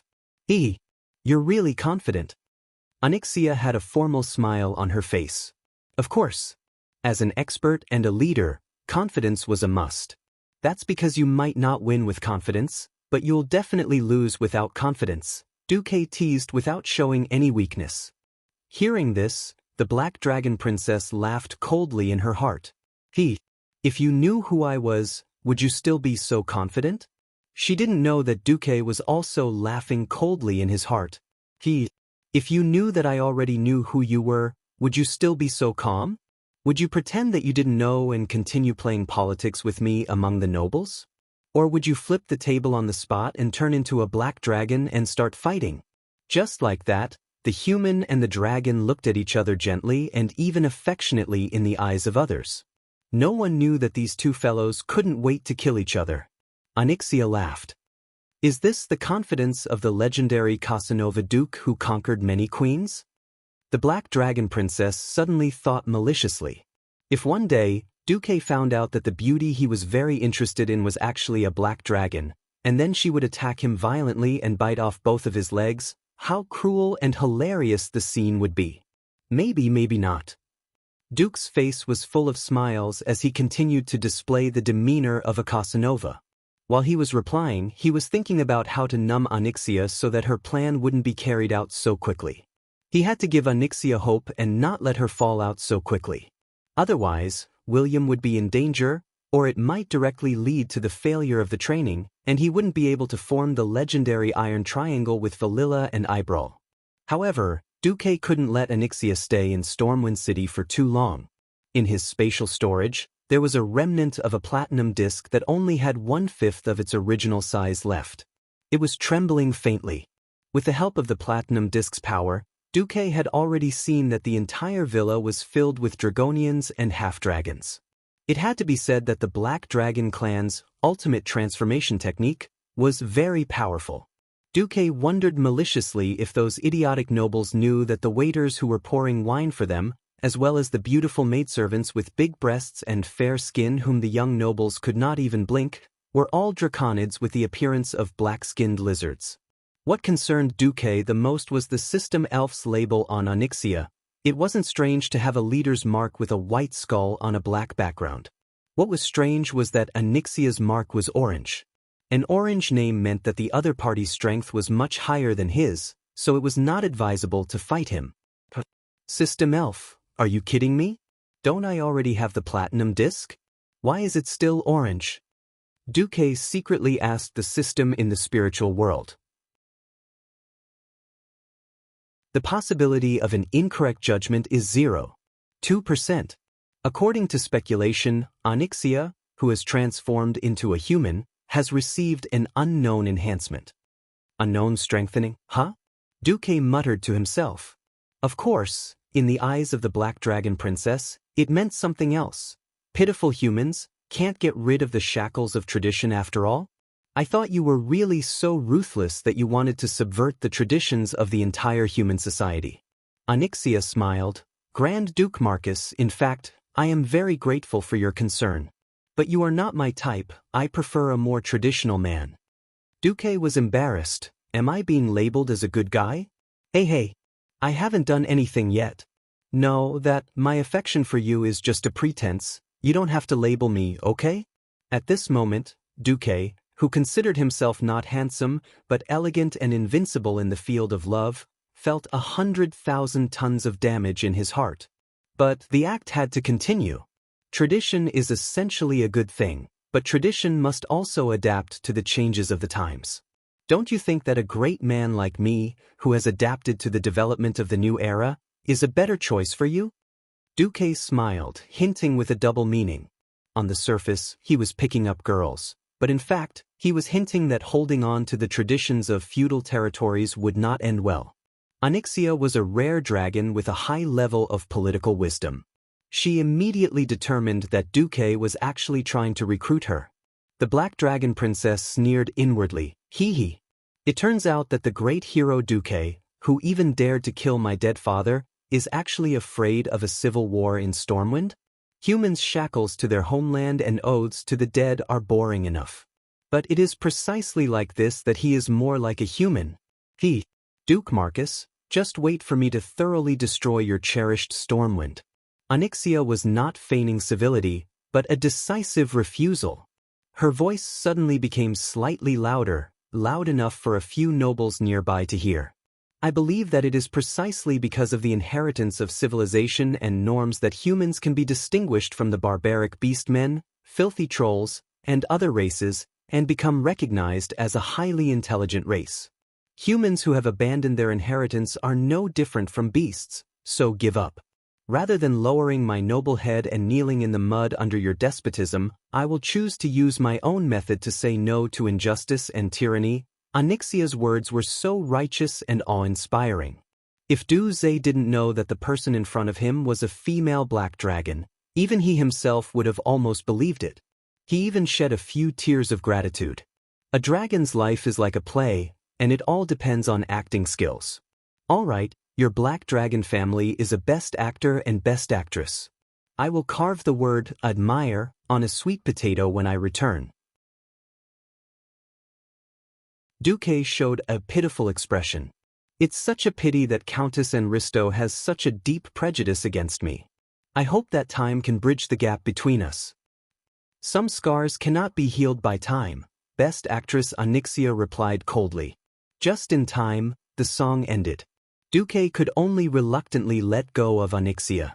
Of course, as a big antagonist to the nobles, how could he not leave some harsh words before he left? Is that so? Actually, when it comes to persuasion, I personally prefer conquest. Let's call it a day. I think we will have a deeper conversation in the council hall. Yes, we will. Unknowingly, a large group of nobles had stood behind the countess. Now everyone knew that it was Duque who came to demonstrate his power. But some things were like this. After shedding all pretenses of cordiality, they would become fearless. It was precisely because of Duque's appearance that more wavering nobles began to join Countess Enristo's camp. It was all because of Duque. Leaving the villa in a carefree manner, Duque really wanted to laugh. If the flag bearer they followed was really a human, perhaps there would be a Stormwind version of Joan of Arc. Unfortunately, they followed a female black dragon.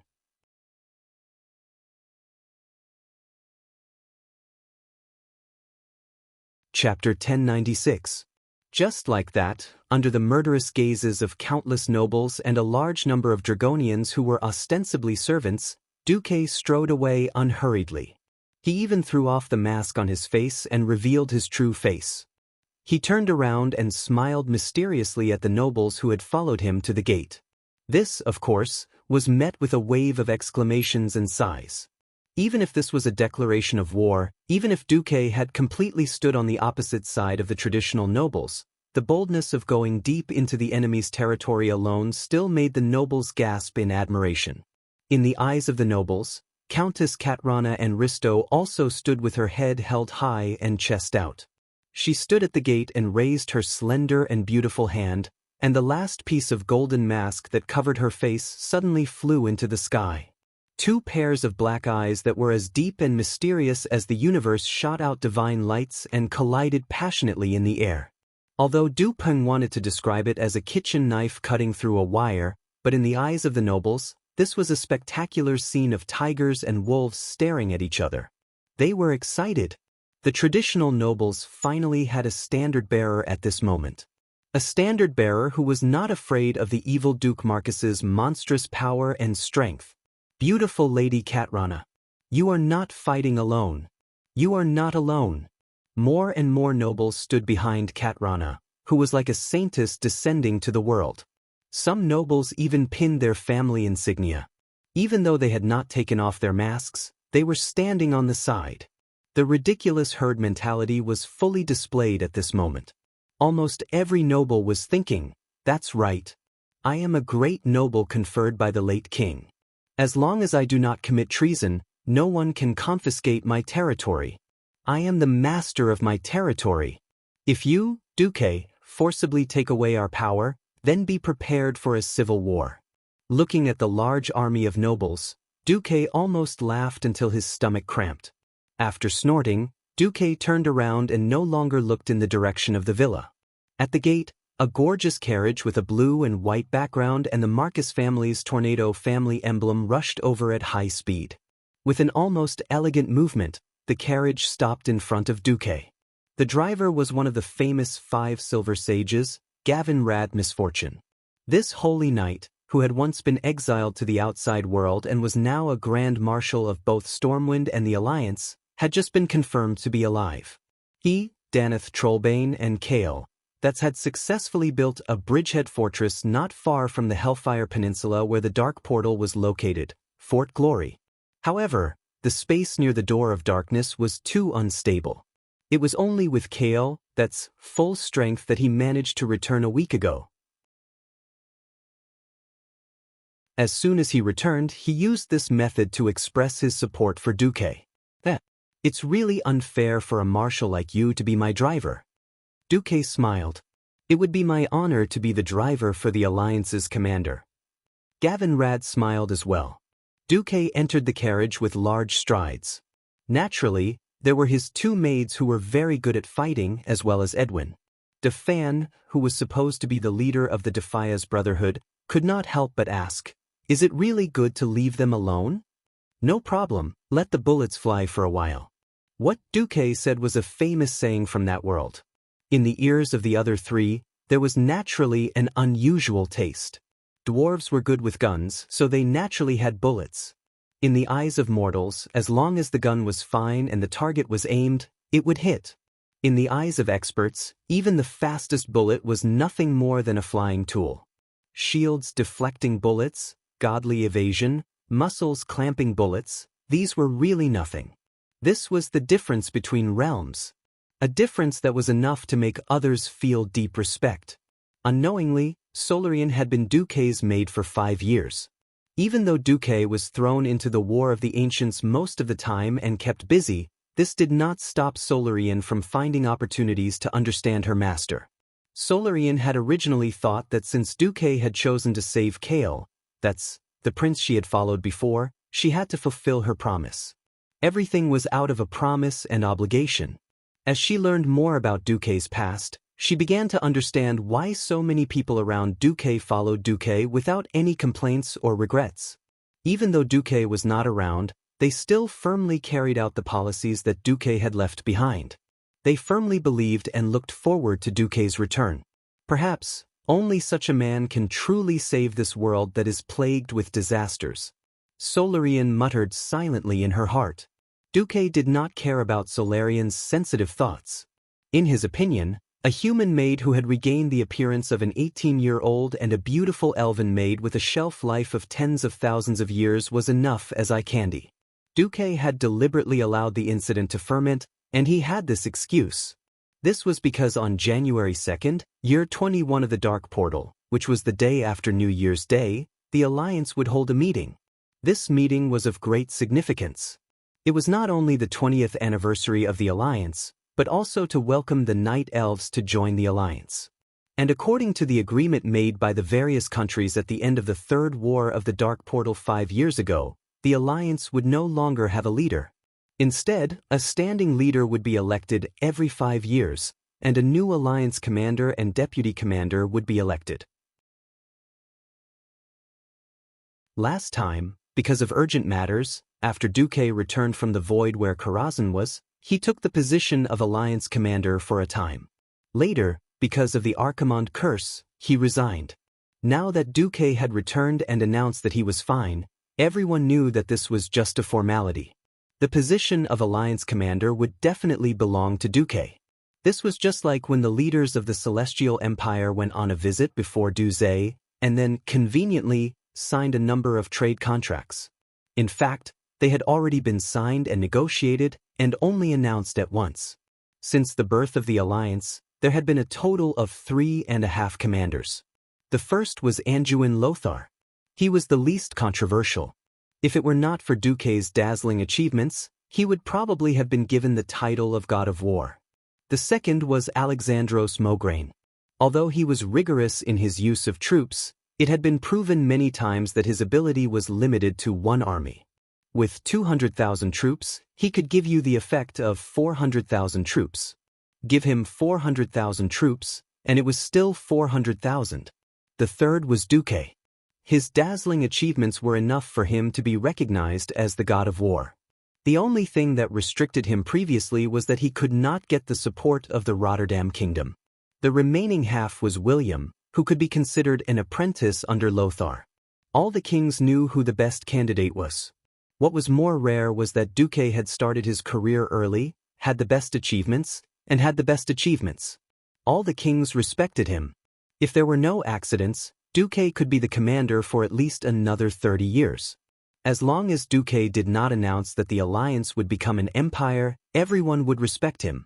Under such an atmosphere, the leaders of the various countries who arrived at Rotterdam on the 1st of January seemed extremely harmonious.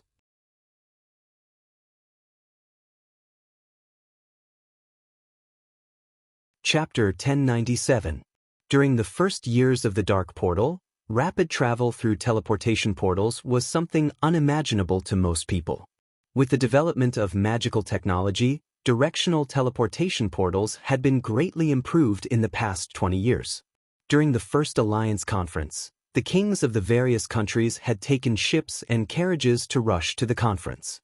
Now, teleportation portals were all in place. Those who could become the rulers of a country all had to deal with a myriad of issues.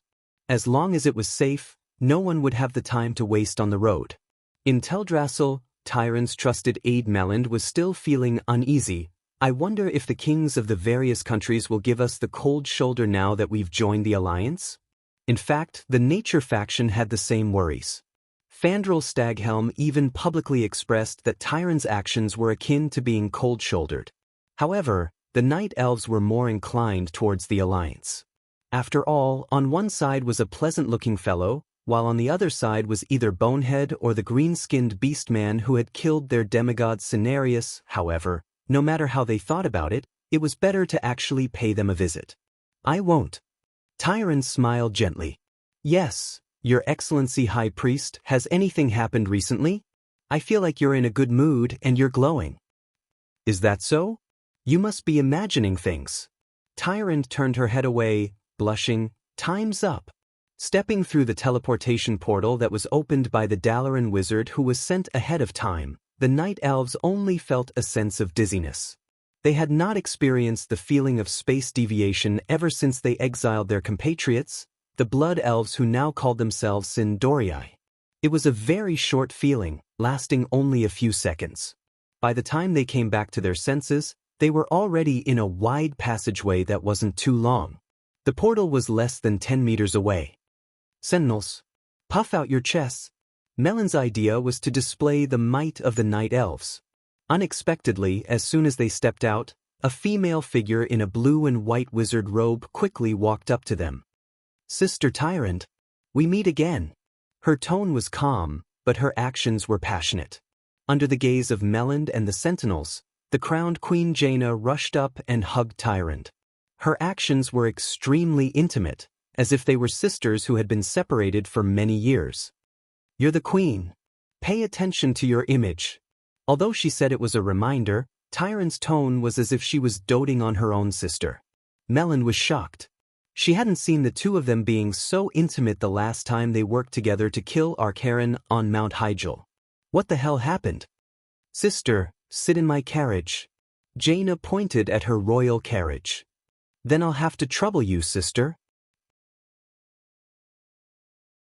Tyrant smiled gently and waved at Melanie, motioning for them to follow her. She then boarded the carriage without hesitation. After all, the mana consumption of the teleportation portal depended on the size and weight of the object being transported. Tyrant did not bring her famous white tiger with her, so she could only rely on the Alliance to provide transportation. With Kurdalas, the queen of the earliest member of the Alliance, leading the way, it was the best way for the Night Elves to integrate into the Alliance. Along the way, Tyrant and Jaina chatted happily in the carriage. Melland and the other Sentinels were filled with curiosity. As soon as they arrived at the newly built Lordaeron Palace, they bumped into the Queen of Sindorii, Sylvanas, and the Queen of Alterac, Ilucia. Without any formal greetings, Ilucia came up and gave Tyrant a warm hug.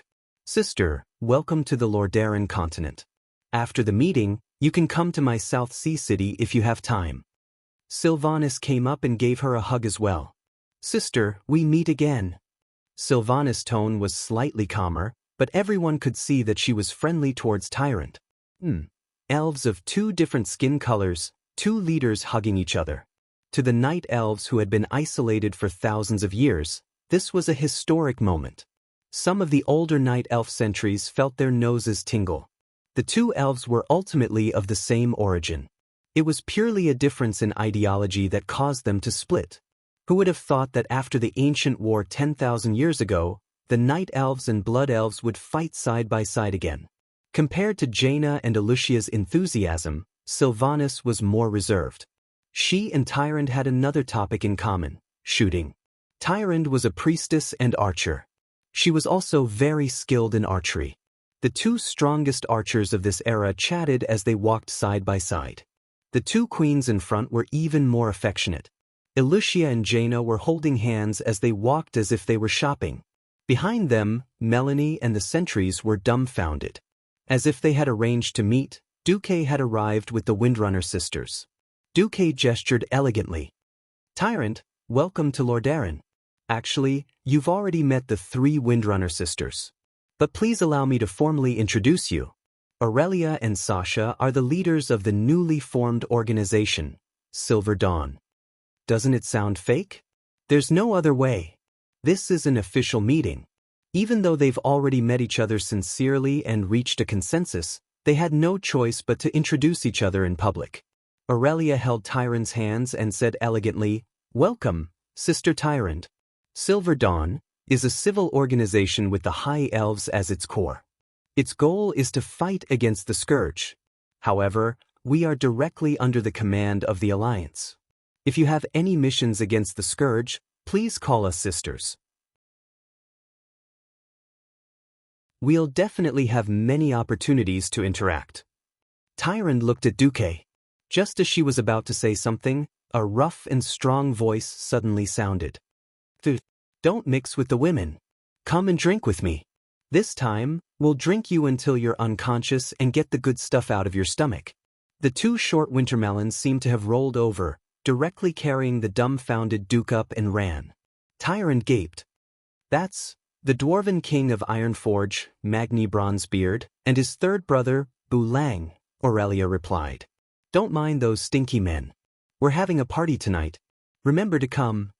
Sasha, who was the most active, whispered into Tyrande's ears. While official negotiations were important when it came to interactions between nations, personal relationships were also important. If one attended the meeting but did not even have a private conversation, then the visit would undoubtedly be a failure. The first and second day were all given to the kings to chat in private. It was obvious that Tyrande was not excluded from the Alliance's circle.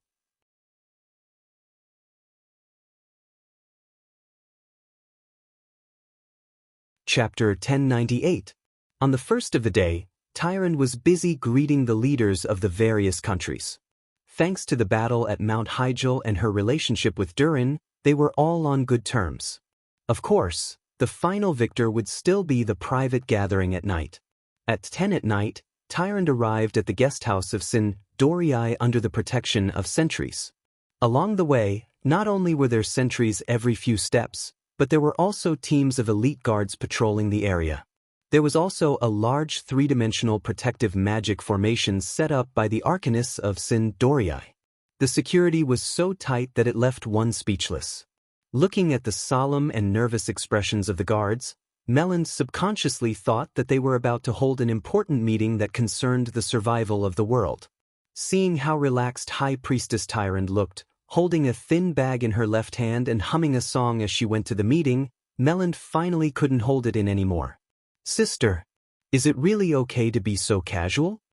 As a member of the Alun Sisterhood, this was how they addressed the older and higher priestesses.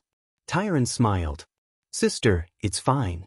I'm really just going to make friends. The tight security is just a trick to fool outsiders." "Really?" Tyrande's casual tone didn't match the solemn atmosphere at all. Under the guidance of the leader of the Blood Elf Paladins, Liadeline, Tyrande and the others finally arrived at the basement of the guest house. In such a secluded place? Could it be a trap? Melland couldn't help but gulp. Just what kind of battle of words was waiting for him in front of him? At the entrance, the stern-faced female guards opened the door. The heavy door creaked open. Suddenly, an unimaginable wave of voices came rushing at them. "Catch her! Don't let her get away!" The voice giggled. "Boo! You sisters are bullying me." The female voice sounded aggrieved. Jaina, don't use magic. Someone complained. Then Sasha, put away your rubber arrows first. Someone protested. Melland recognized every voice. But Melland didn't dare to confirm it. In the next second, a slender figure in disheveled clothes rushed through the tall, opaque entrance and rushed to the door. Mellander's jaw dropped. This was the famous master of Theramore, Queen Jaina Proudmoore of Cultivation. The problem was that Jaina was wearing a silver bra, a translucent light blue nightgown and a pair of silver briefs. Sister Tyrant.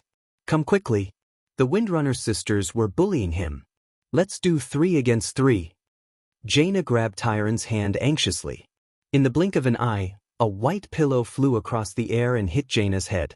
Jaina immediately let out a whimper that sounded like a small animal. Woo! Then the stitches on the pillow seemed to loosen, and the snow-white velvet inside flew out in all directions. Sure. I will join the battle. Tyrant smiled as she took off her clothes, revealing a body that Melanie could not help but think was perfect no matter how many times she looked at it. She then put on a white nightgown. Tyrant, who had always looked holy and noble, turned to look at her confidant with a reproachful expression. What are you looking at? Have you never seen a slumber party or a pillow fight before? Melander was stunned.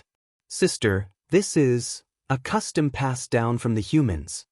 Tyrant chuckled as she threw a pillow back at Melander. This time, it was Sasha who hugged her head and whimpered. It was hard to describe Melander's current embarrassment. But this was probably a good thing. Sister, have fun. Melander said almost subconsciously. Yes, I will. Come and get me when the sun rises. With that, Tyrant threw another pillow that could twist and turn at Sylvanas, who was dodging at high speed. The heavy door slowly closed. Melander stood there in a daze as if he had just seen a new world. After a long while, he asked Riadaline, "Do all the queens of the Alliance like to play like this?" Riadaline put her hands on her hips and sighed. Of course not.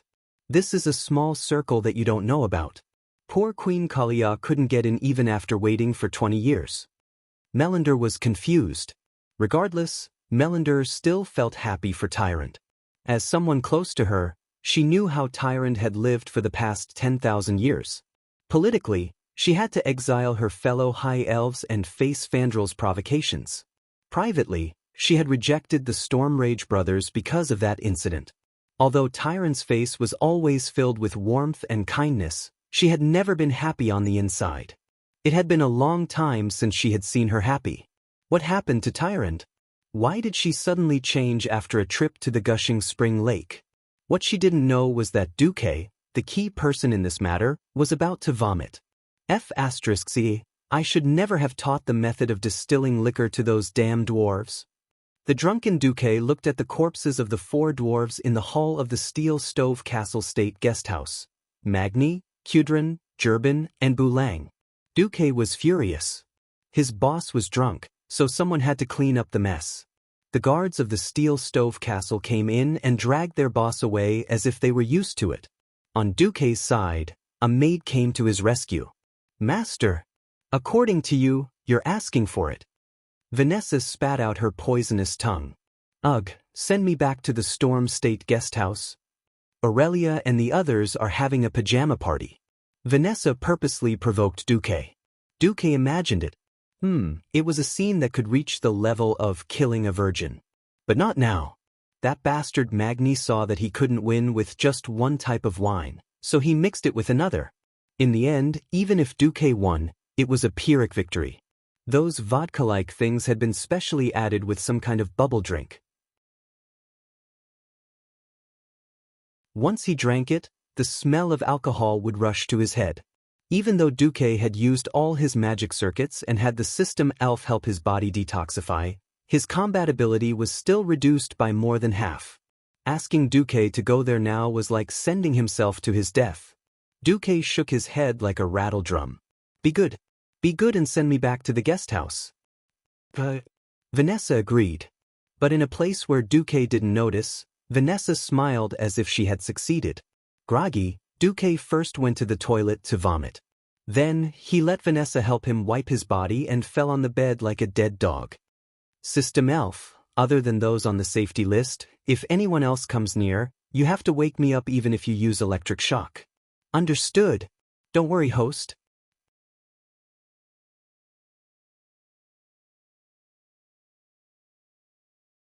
Chapter 1099. The feeling of a hangover was terrible. His head was splitting, and he clearly wanted to sleep, but he couldn't. He breathed heavily into the room, and the stench of alcohol made him want to vomit. Unfortunately, he had already vomited everything he could, and the rest had entered his blood vessels. He could only hope for his liver to break down more alcohol enzymes so that he could sober up faster. In a daze, Duque noticed that someone was touching him. The system genie showed a green light. That meant he was on the same side. Duque didn't care. Anyway, he was a weakling now, and he was counting on others to serve him. That person took advantage of the darkness to come up, and her soft little hands groped him. Then, Duque realized that she seemed to be using armor break on him. Don't worry about me. Let me sleep. The other party seemed to be startled, but then came a mosquito-like reply, okay. Wait. Something seemed wrong. Although his body senses were rather slow, Duque could still feel the strange touch when the other party was gently and carefully sharpening Duque's godly sword. Duque forced his heavy eyelids open and saw a blonde head. Without long ears, was it a human? The only blonde human female around him was Jaina, but Jaina definitely didn't have this kind of hair that reached her waist. Duque suddenly woke up. He finally saw who it was and cried out involuntarily, Kali? Like a stupid thief who had been caught stealing for the first time, Kalia froze, completely at a loss for what to do. However, in the next moment, 2 lines of tears rushed out of Kalia's eyes and slid down her still elegant cheeks. If it's me, can't I do anything? Duque, do you hate me that much? The moonlight shone into the room, making Kalia's bright blonde hair shine. Time passed, but the years still left traces on the face and body of this once beautiful princess. Under the moonlight, there were already some crow's feet at the corners of Kalia's eyes. Kneeling at the end of the bed, her unreserved female body was full of the traces of a mature woman. Sitting up, Duque suddenly sighed, it's been 20 years. That's right. It had been 20 years. From the very beginning, when they first met, there were a few short but interesting conversations. Then he helped Kalia fake her death. Then, 5 years ago, when Arthis killed his father, he forced Kalia to return to Lordaeron to ascend to the throne. It had been 20 years since then. Actually, ever since Duque found out from Vanessa that Kalia refused to use his eternal blessing, Duque knew Kalia's decision. Returning to her youth was seen by her as a breakup gift, but Kalia refused to accept it. Therefore, she would rather appear in front of Duque in her youthful appearance. Her tears were still flowing, causing Duque's heart to ache. Yeah. It's been 20 years, but in these 20 years, I've never regretted even for a second. Kalia's voice was still crisp and soft. It was like an awl that pierced straight into Duque's heart. Duque's mouth moved for a long time, and he let out a long sigh. You're so silly. I've always done those things purely because I don't want the heavens to destroy your beauty. Leaning over lightly, Kalia sat on Duque's knees and put her hands on Duque's shoulders. So what? The only one who saved me from that cage called the palace was Duque. The only one who gave me the most regretless youth and let me enjoy 10 years of freedom that I couldn't even dream of was Duque. Maybe in your eyes, I'm just a passerby. But in my eyes, you're all I have. So, even if I don't want to return to Lordaeron, as long as it's your wish, I'll do it. Duque was silent. Kalia's forehead gently touched Duque's forehead, and her tears flowed even more. I'm sorry. I know that you like the Windrunner sisters the most, and I know that you don't like me, but I really like you too much, and I love you too much. In the beginning, I was willing to wait silently. But you accidentally went away for 10 years, and immediately after you came back, there was a fierce battle, and then you disappeared for more than 4 years. What else could Duque say? He was also very helpless. It was always the void or the river of time. If sorry works, I'm willing to say it 100,000 times, 1,000,000 times. But I really don't want to lie to myself anymore, and wait like a fool. I've waited for 20 years, and I really can't accept that I won't have any emotional interaction with you in the future, and that I'll end my life like this. So, even if what I'm going to do next is wrong, please forgive me, okay? After saying that, Kalia wanted to act recklessly. Who knew that Duque would suddenly push her away? Kalia was extremely shocked. Weren't you drugged? Needless to ask, it must be someone close to him who was a spy. He shouldn't have let Vanessa stay by Kalia's side in the first place. Damn it, a good maid has become bad. Duque's face twitched. Damn it, Vanessa, you bastard maid, I'll deal with you later. In the maid's room outside the door, even though the soundproofing was good, Vanessa, who was not asleep, suddenly felt a chill. Turning back, she fiercely looked at Kalia. Idiot woman. You even gave up your last chance to escape from my clutches. Don't blame the world for your stupidity. You're finished. Just wait to become my collection for eternity. After Duque's malicious words, Kalia's tears turned into laughter. Good. I've waited for this day for 20 years. Take this, watch my throat slash. Duque's godly sword stabbed forward, and the cruel sword edge instantly pierced through. Kalia was like a swan that had been shot by a sharp arrow. Her long and perfect neck was stretched to the limit because of the pain, and the tears that had already been gushing out were like a broken dam. But this time, they were tears of joy. At the same time, because of the pain, her throat seemed to be sealed, and she could not say a single word. That's right, Duque was indeed very rough. But for a woman who was crazy for love and was willing to throw herself at him like a moth to a flame, for a woman who had waited for 20 years and was not willing to wait for even a second more was torture. This was just right. Duque. Kalia seemed to want to pour out the feelings that had accumulated in her heart for 20 years.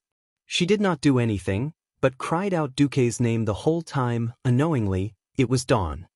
Duque, that eternal blessing, I'd better use it. Otherwise, I won't have confidence in front of those beautiful sisters who won't age.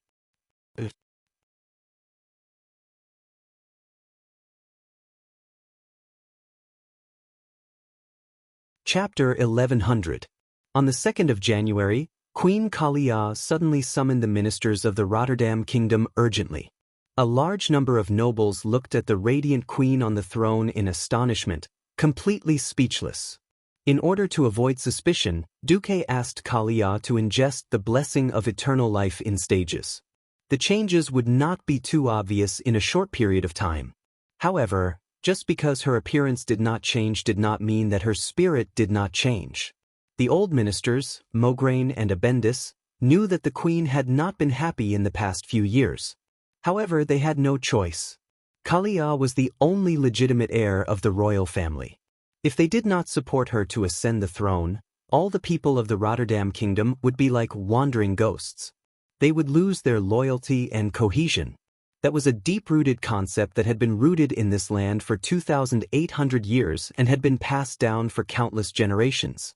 Since the day the queen ascended the throne, the old ministers had been worried about the continuation of the royal bloodline. Even though there were countless young nobles in the country who had launched an emotional attack on Queen Kalia, they were all chased away and killed. Everyone knew that Queen Kalia only had one him in her heart. The problem was that although that guy was good, no one knew where he had died all year round. Besides, he had a few queens who had an unclear relationship with him. The people of the Rotterdam kingdom could accept an extremely powerful husband, but they would never accept their queen running off to be a lover. All right, Queen Kalia, who had been frowning and forcing a smile since Lin Li's disappearance, suddenly changed 180 degrees today. Considering the news of Lin Li's visit, Mograine and Abendis looked at each other and saw the same answer in each other's eyes. Sigh. Still unable to escape from Duque's clutches? Queen Kalia said, "Once upon a time, I also thought that noble bloodline was everything. Obviously, this thinking is wrong. The great commander of the alliance, Duke Marcus, once said something that I deeply agree with.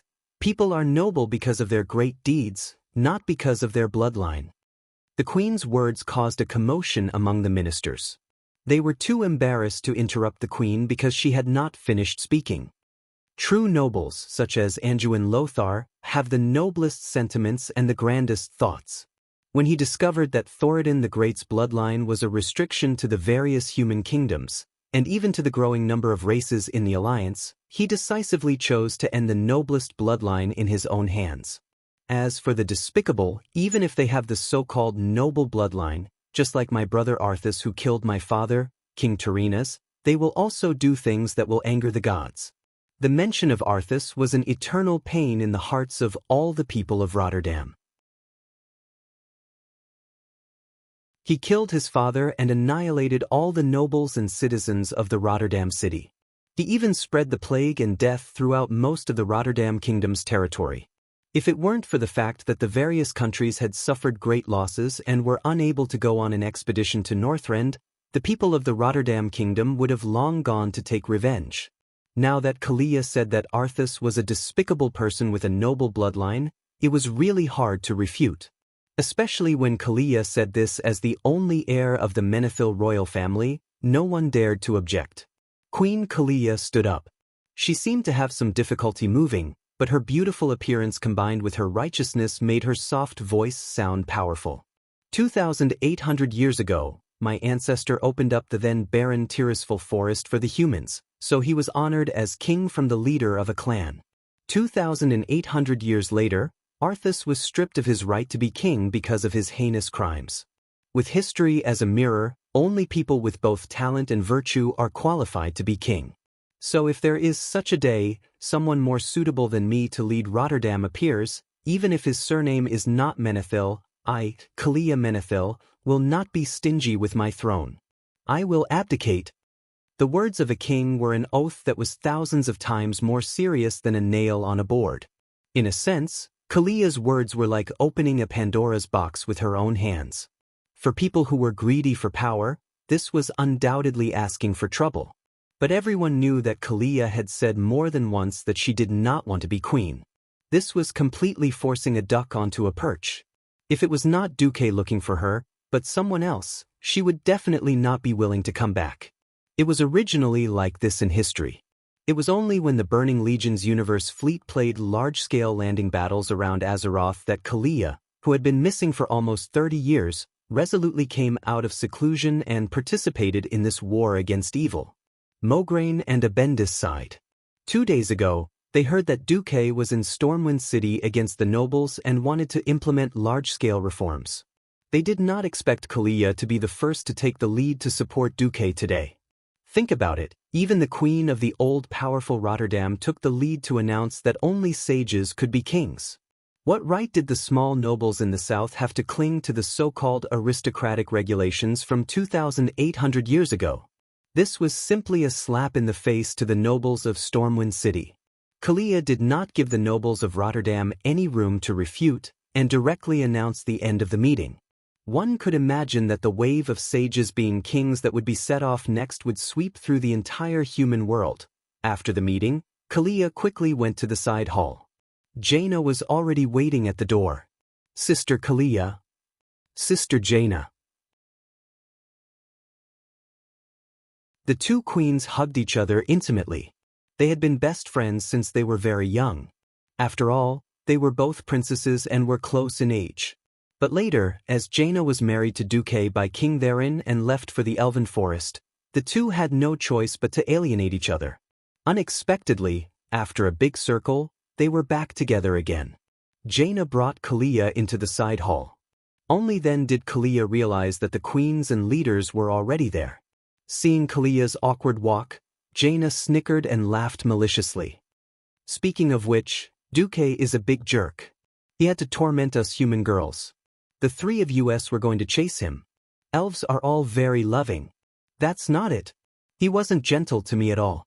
I insisted that I didn't want him, but he still bullied me regardless and forced me to learn those shameful things. The pure and holy Tyrant seemed to be reminiscing as she held her face in her hands. The other six were shocked. As the high priestess of the moon goddess, Tyrant had turned into a female chauffeur. When she suddenly started racing, A pure girl like Kalia could not afford to be hurt. Illusia could only change the topic in embarrassment. But is it really okay for you to do this? I'm immortal. I'm not a talented person. If I take the throne, there might be all sorts of bad things that will happen. Why don't you take advantage of the fact that Mograine and the other old ministers are still here to arrange things and find a chance to retire?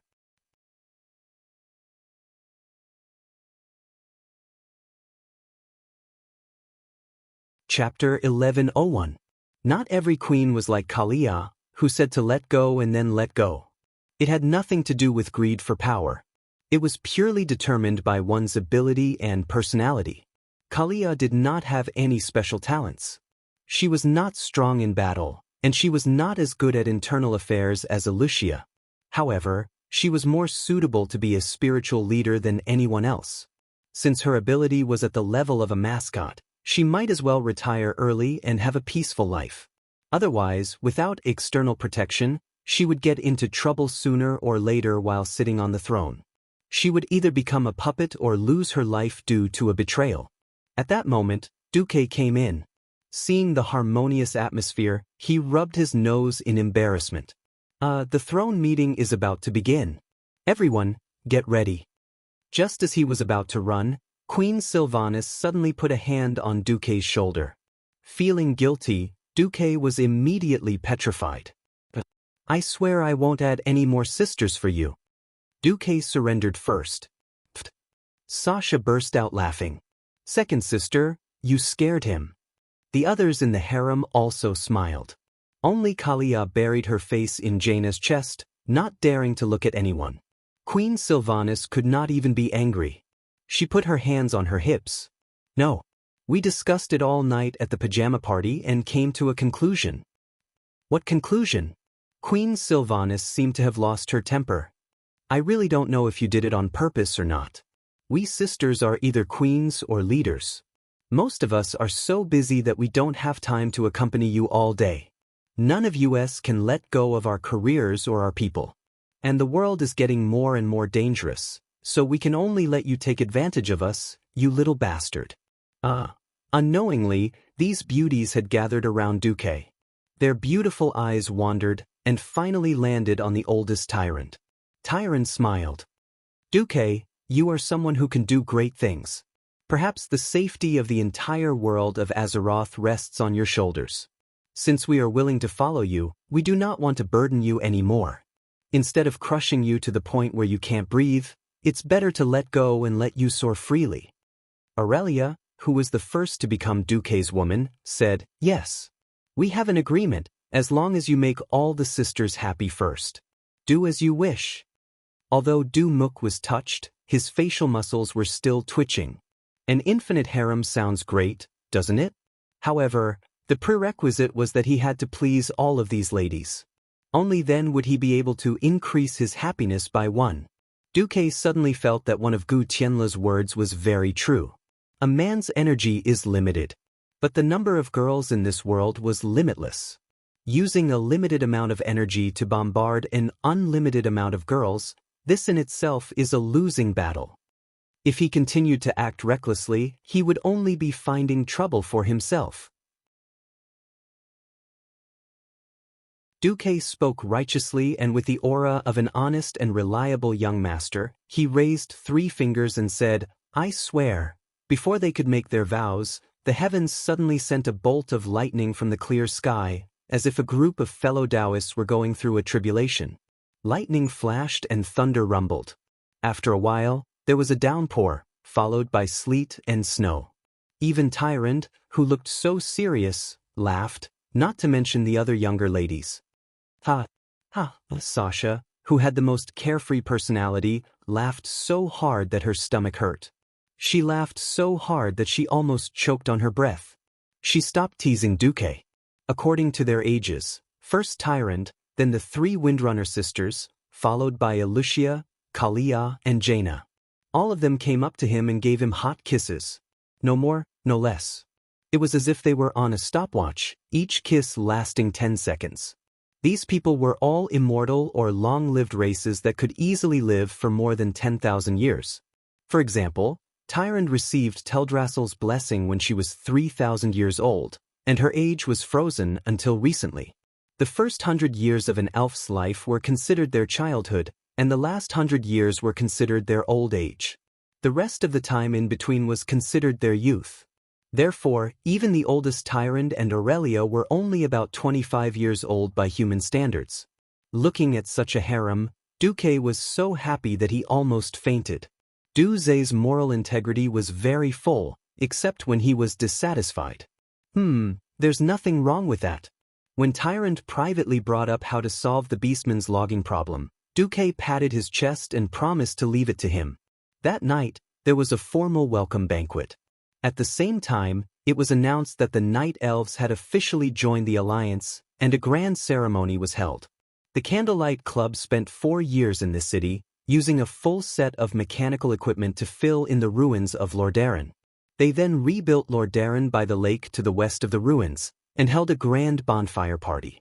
Music could be heard everywhere, and the streets were filled with joyful and joyous Alliance people. During the throne meeting on the 3rd of January, the decision to let Duque, who had been cleansed of his curse, return to being the Alliance's commander was unanimously approved. At the same time, in order to deal with the possible crisis of the Burning Canyon and Burning Steppes, the Iron Furnace Fort would be the Alliance's leader for the next 5 years. The ceremonial officer announced, "Let's welcome the tribe's emissary, the Darkspear Trolls leader, Wujin." Wujin came in, one hand on his chest, and bowed to the Alliance's leader, Magni, and the commander, Duque. "I bring greetings from the tribe's chief, Sar." At the same time, as comrades who once fought side by side against the evil Burning Legion, the chief hopes that we can solve the dispute over the wood in a peaceful way now that the Night Elves have announced their participation in the Alliance. Sar had sent the wisest Wujin, and not some beastman who only had muscles left in his brain. He had good intentions in the first place. Of course, only Dooku and the other leaders who were wise enough to understand the tribe could see this. If we can get along, we are brothers. If we can't, we are strangers. The dwarves have never been afraid of anyone who dares to use force, Magni said with a heroic look. If anyone thought that the dwarf king was a fool, they would definitely be tricked to death. Because his next words were, "Duque, I don't know the situation there, so I'll leave it to you." Tyrande also spoke at the right time. "Since the Night Elves have officially joined the Alliance, I believe the Alliance will give us a solution that will satisfy both sides." Duque raised his eyebrows. "All right, first of all, does the Night Elves agree to let the tribe enter Grey Valley to cut wood?" Tyrande shook her head. "Apologies, trees are not just a simple resource for the Night Elves. Most of the trees in Grey Valley are old. When the oak trees and other ancient trees are old enough, they can develop intelligence and evolve into ancient trees of life, ancient trees of wisdom, or ancient trees of war. They are the symbiotic partners of our people, and also our weapons. We cannot allow the tribe to enter our territory and cut wood." Wujin suddenly felt bitter in his mouth.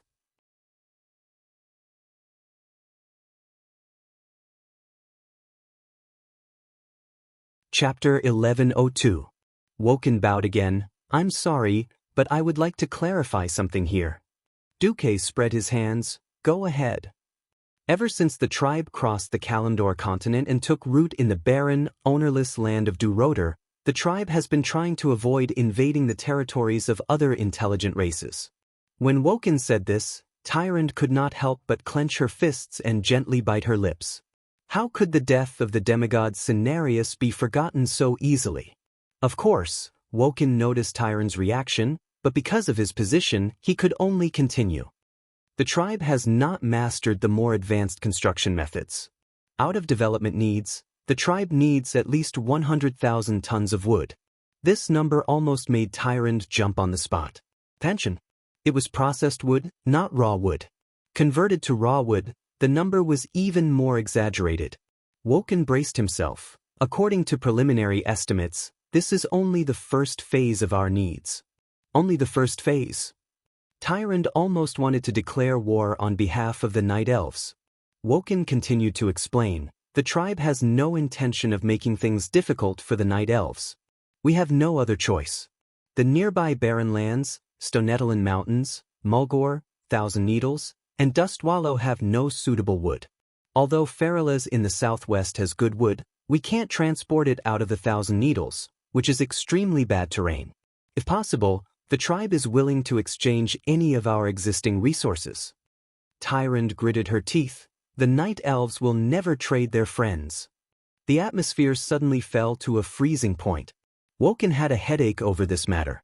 The tribe needed a huge amount of wood, but they could not use force. Coupled with the night elves joining the alliance, the tribe could only be cautious on this matter. Tyrande could not help but look at Duque, who was sitting in the seat of honor. Tyrande's mood was very complicated. She had absolute trust in Duque, but she did not only represent herself. However, she did not represent just herself. If Duque did things unfairly, then the voices within the clan against joining the alliance would quickly rise, and by then, there would be a big problem. Duque raised his hand and made a gesture of suppression. Lord Whisperwind, please don't get too worked up. Wajin, could you please tell me the standard of the wood your tribe wants? Woking immediately replied, converted to logs, it's at least 30 yards high, hard enough to be used as the main beam of a house. Duque smiled. That's easy. Grey Valley was not the only place in the world that had this kind of wood. Just the Elwyn Forest and Twilight Forest within the territory of Stormwind Kingdom have plenty of such wood. Although there was a lot of good timber around Eagle Nest Mountain, a third of the areas mentioned above were directly under Duque's jurisdiction. He was the master of his territory. If he could make the decision himself, he would be even more daring. Perhaps this was what it meant to be pretentious. Really? This time, Wajin was really happy. Do you have a sample? Of course. Duque snapped his fingers and Vanessa, who was wearing a maid's uniform, came up.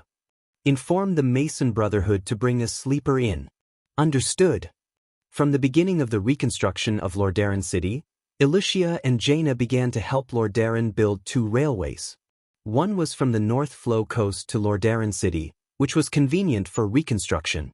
The other was the east-west railway artery that traversed the woodlands of Tirisful and the eastern and western Plaguelands, all the way to Tyr's Hand, connecting the entire old territory of Lordaeron.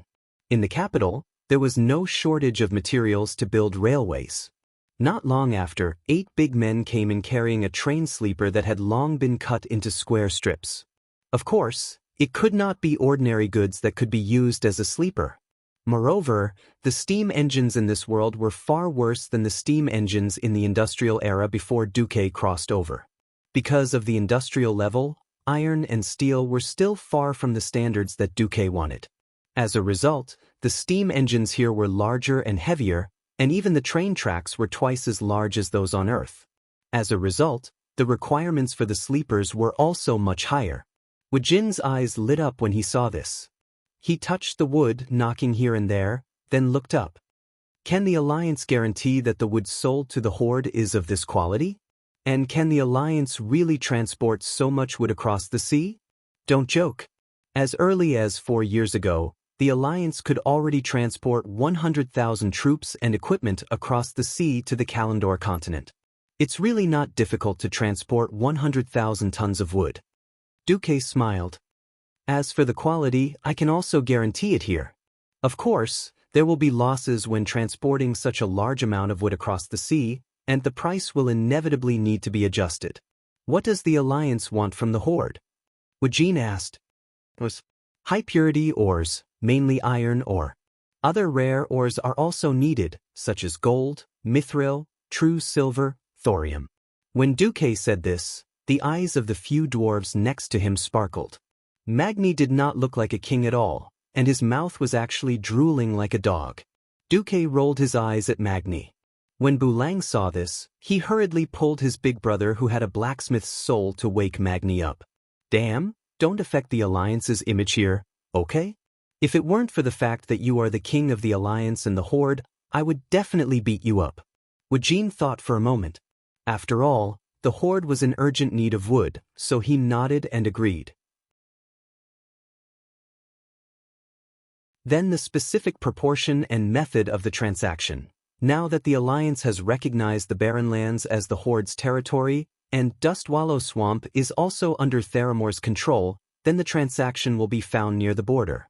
As for the price and details of the transaction, we will let the people below discuss it. When two major forces negotiated, it was always the boss who set the tone, and the people below would grind out the details and the price. For the sake of insurance, Wajin proposed to go to the Elven Forest to see the goods. Duque agreed and welcomed Wajin to the Elven Forest as a guest. After sending Wajin away, Duque said, "Your Majesty Proudmoore, the transaction with the Horde will be handed over to you." Jaina nodded. "Is there anything I need to pay attention to?" "First of all, we must be fair, whether it is price, quantity, or quality. We agreed to give 10,000 tons of high-quality wood, not one less. For the Horde, the difference in the content of ores must not exceed 5%. Sal is a fair guy. As long as we are strict enough, they will do the same." Jaina's heart was a little cold. If the requirements were so high, then at least 10,000 tons at a time. In order to avoid loss, at least 13,000 tons would be safe. This way, the transportation costs would obviously skyrocket.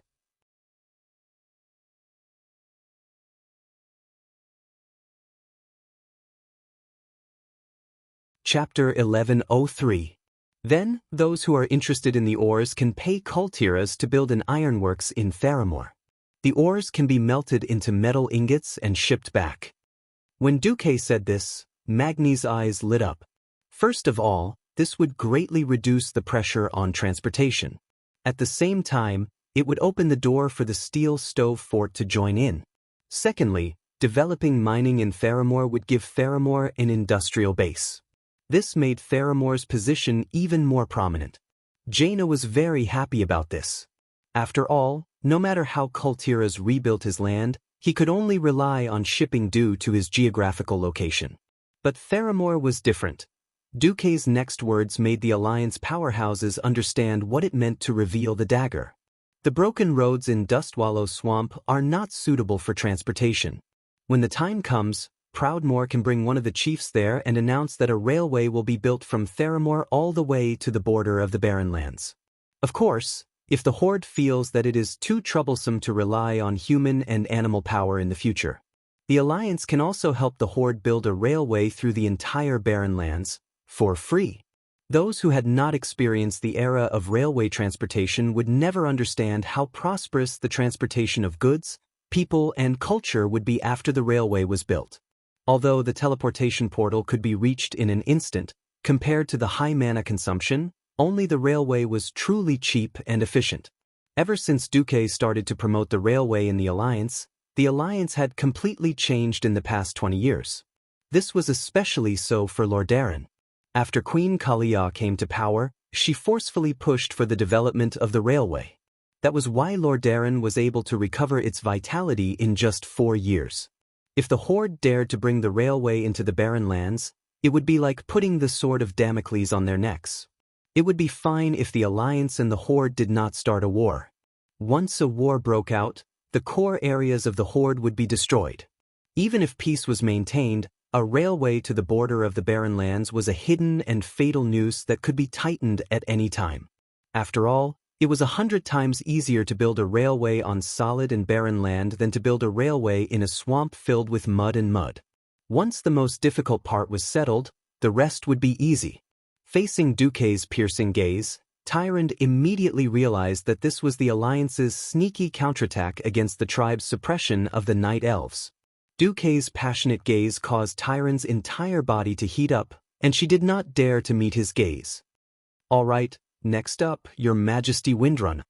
Servanas, who was called out by Duque, was a little stunned. He nodded. "Is there anything I can do for you?" Duque's lips curled into a smile. "There's news that Anastrian, the traitor who shamelessly betrayed Quell, Dorii and caused the old Silver Moon City and the Well of the Sun to suffer a catastrophe, is currently leading the remnants of his undead army to Winterspring. Doesn't Sin Dorii have any thoughts about this?" Servanas stood up abruptly. "The Alliance, please uphold justice for Sin Dorii and help him."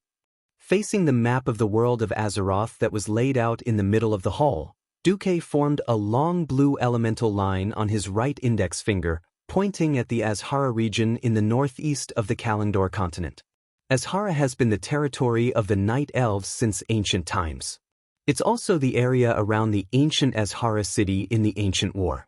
It's only right for Sindorii, a descendant of the High Elves, to reclaim this area. When Duque said this, everyone understood. That's right. To the Sindorii kingdom on the other side of the sea, Azhara was undoubtedly a troublesome enclave.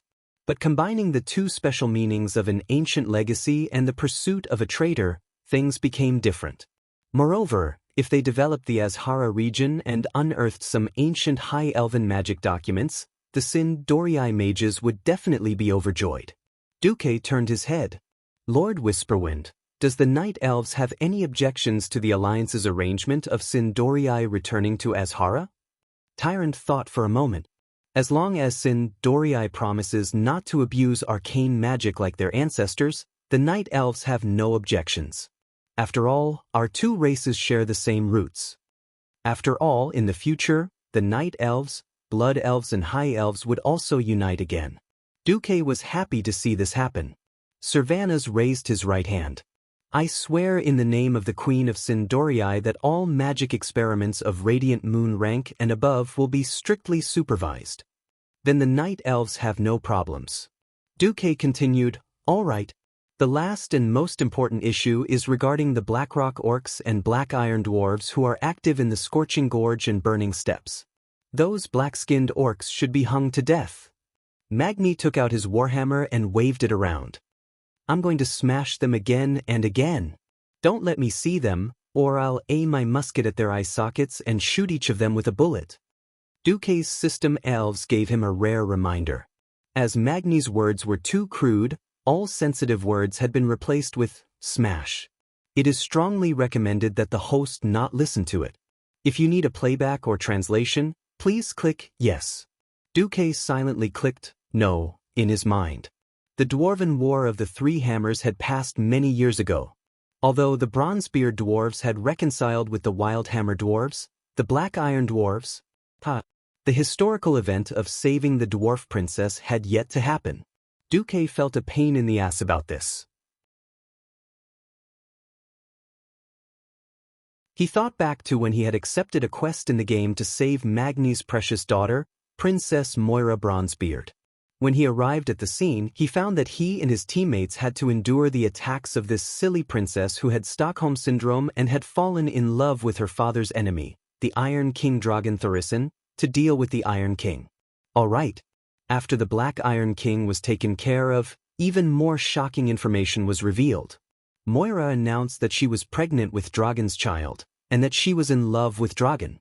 Not only did she refuse to return to Iron Furnace Castle, she was also prepared to give birth to this child. The players were in a state of confusion. But, in order to unite the Three Hammers once again and form the Three Hammers Council, Duque very unkindly wished Magni well in his heart. Prepare to be a lord. Of course, Duque now looked completely unconcerned. After Magni had finished and calmed down, he said, "Things are far more troublesome than we thought.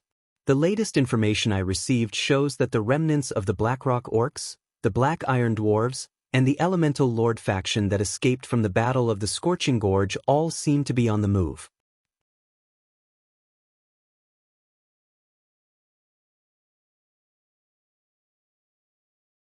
Chapter 1104. As usual, Duque was prepared to present the intelligence and convince the kings with evidence. However, this time, Duque was dumbfounded. Magni waved his short and muscular hand. Intelligence says, "Please, I've known you for 20 years, Duque. Anything you emphasize is definitely not a good thing. This stupid world was almost destroyed for the third time. Even if you tell me that the fourth apocalypse is coming, I won't be surprised at all. Just tell me, who is the boss of the enemy this time? How far do we have to go? Tell us and we'll do it." The dwarves liked to ignore the process and go straight to the result. The dwarves were known for being rough and direct. He didn't expect the other kings and bosses to all nod in agreement. The great craftsman Gerben wiped his small round glasses with a cloth and absent-mindedly agreed. Yes. Duque, just say it. Is it a local war or an all-out war? Tell us, let us have an idea, and it'll be easier to prepare firearms. Just give us a copy of your intelligence and speech, and we'll use it to fool the people below us. My Storm Warhammer is thirsting for it. Kudrin was also heckling.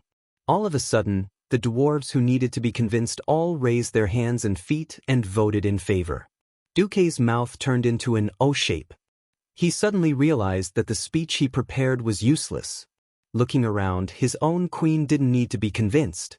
They had already started to mobilize. The Dalajan's boss was Ronan, and he would definitely follow Duque's lead. Duque himself was the representative of Stormwind this time. All right, it's a unanimous vote. Duque didn't argue anymore. He directly walked to the military map, pressed his hands on the edge of the map table, and leaned forward. It was a posture like a tiger's roar. There are two factions of enemies. One is the remnants of the Black Dragons, Prince Nefarian and Princess Onyxia. Right now, Nefarian is controlling the Blackrock Orcs and a large number of Draconians occupying the upper and lower levels of the Blackrock Tower. The other faction is... Duque raised his right hand with his palm facing the sky. Suddenly, an illusion of a fire giant with an inverted triangular upper body and a flaming hammer appeared. During the era of the Dark Empire, which was even older than the Ancient Era, there was a fire elemental lord, Ragnaros, who occupied the southeastern part of the ancient Kalandor continent. He single-handedly turned the ancient Redridge Mountains into the burning steppes of today. Damn it! It was this guy. Was it finally going to wake up? Alright, if that's the case, we, the Bronzebeard dwarves, will take responsibility. Magni stood up abruptly. Kudrin had the same reaction. Count the Wildhammer dwarves in. At the end of the day, it was all because of the War of the Three Hammers that Ragnaros, who followed the ancient gods, appeared in this world. Emperor Thorison had lost, but he wanted to rely on summoning to make a comeback, which resulted in him summoning the Flame Demon King. Not only did he die, even his Dark Iron dwarves had become slaves. Duque said loudly, in fact, Ragnaros showed signs of recovery in the final battle of the Second Dark Portal. At that time, the fire elemental giant Baron Geddon appeared. I think everyone still has an impression of him. The big shots of the Alliance who had experienced the Second Dark Portal nodded. So, our worst-case scenario is that the Black Dragons and the Fire Elementals attack us at the same time. Queen Sylvanas said, can't we let the Dragon Sleep Temple deal with the Black Dragons? It would have been better if Queen Sylvanas hadn't mentioned it, but after she did, Duque was also angry. As one of the witnesses of history, he finally knew why the Black Dragons were so arrogant that no dragon came to deal with them. In fact, after I returned from the River of Time, I went to find Nozdormu and also to the Dragon Sleep Temple. Everyone, do you know why there was no news of the Burning Legion on planet Azeroth after the death of Archimonde, one of their two commanders? It can't be that they were afraid, right? Kalia said. Duque sighed. Of course not.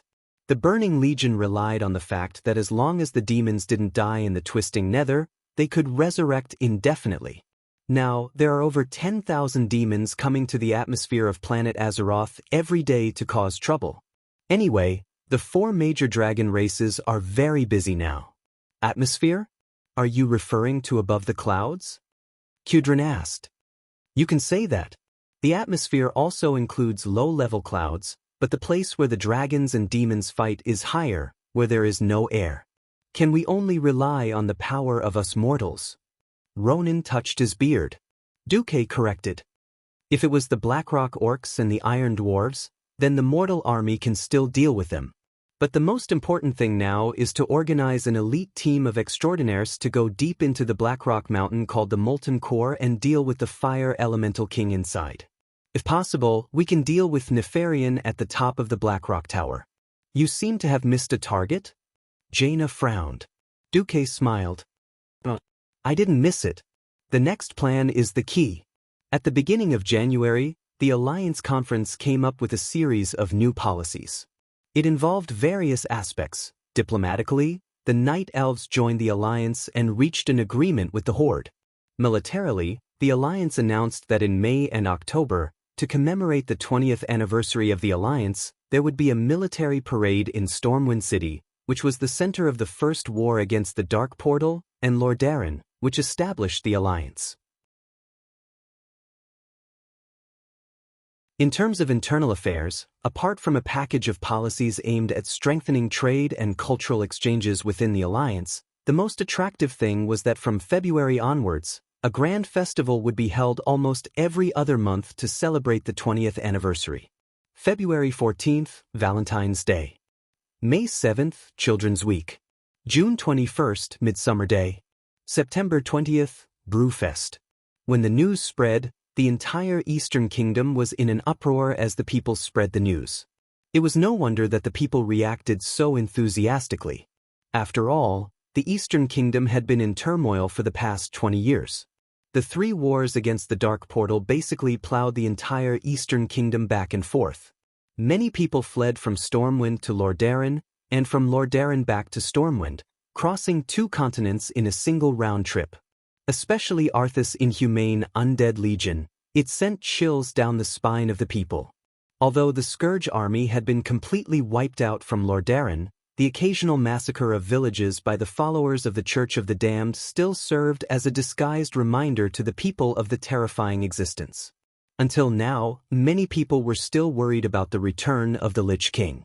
It could be said that as long as Arthas and Nuzul were not destroyed by the Holy Light, the people who had experienced the Scourge of the Undead would not be able to sleep well. Now that the Alliance announced a series of festivals, it could more or less dilute the fear and sorrow in the hearts of the people. You're tuning in to the Wang Lin's Journey YouTube channel. Don't forget to subscribe and join us on this journey to catch the most captivating stories.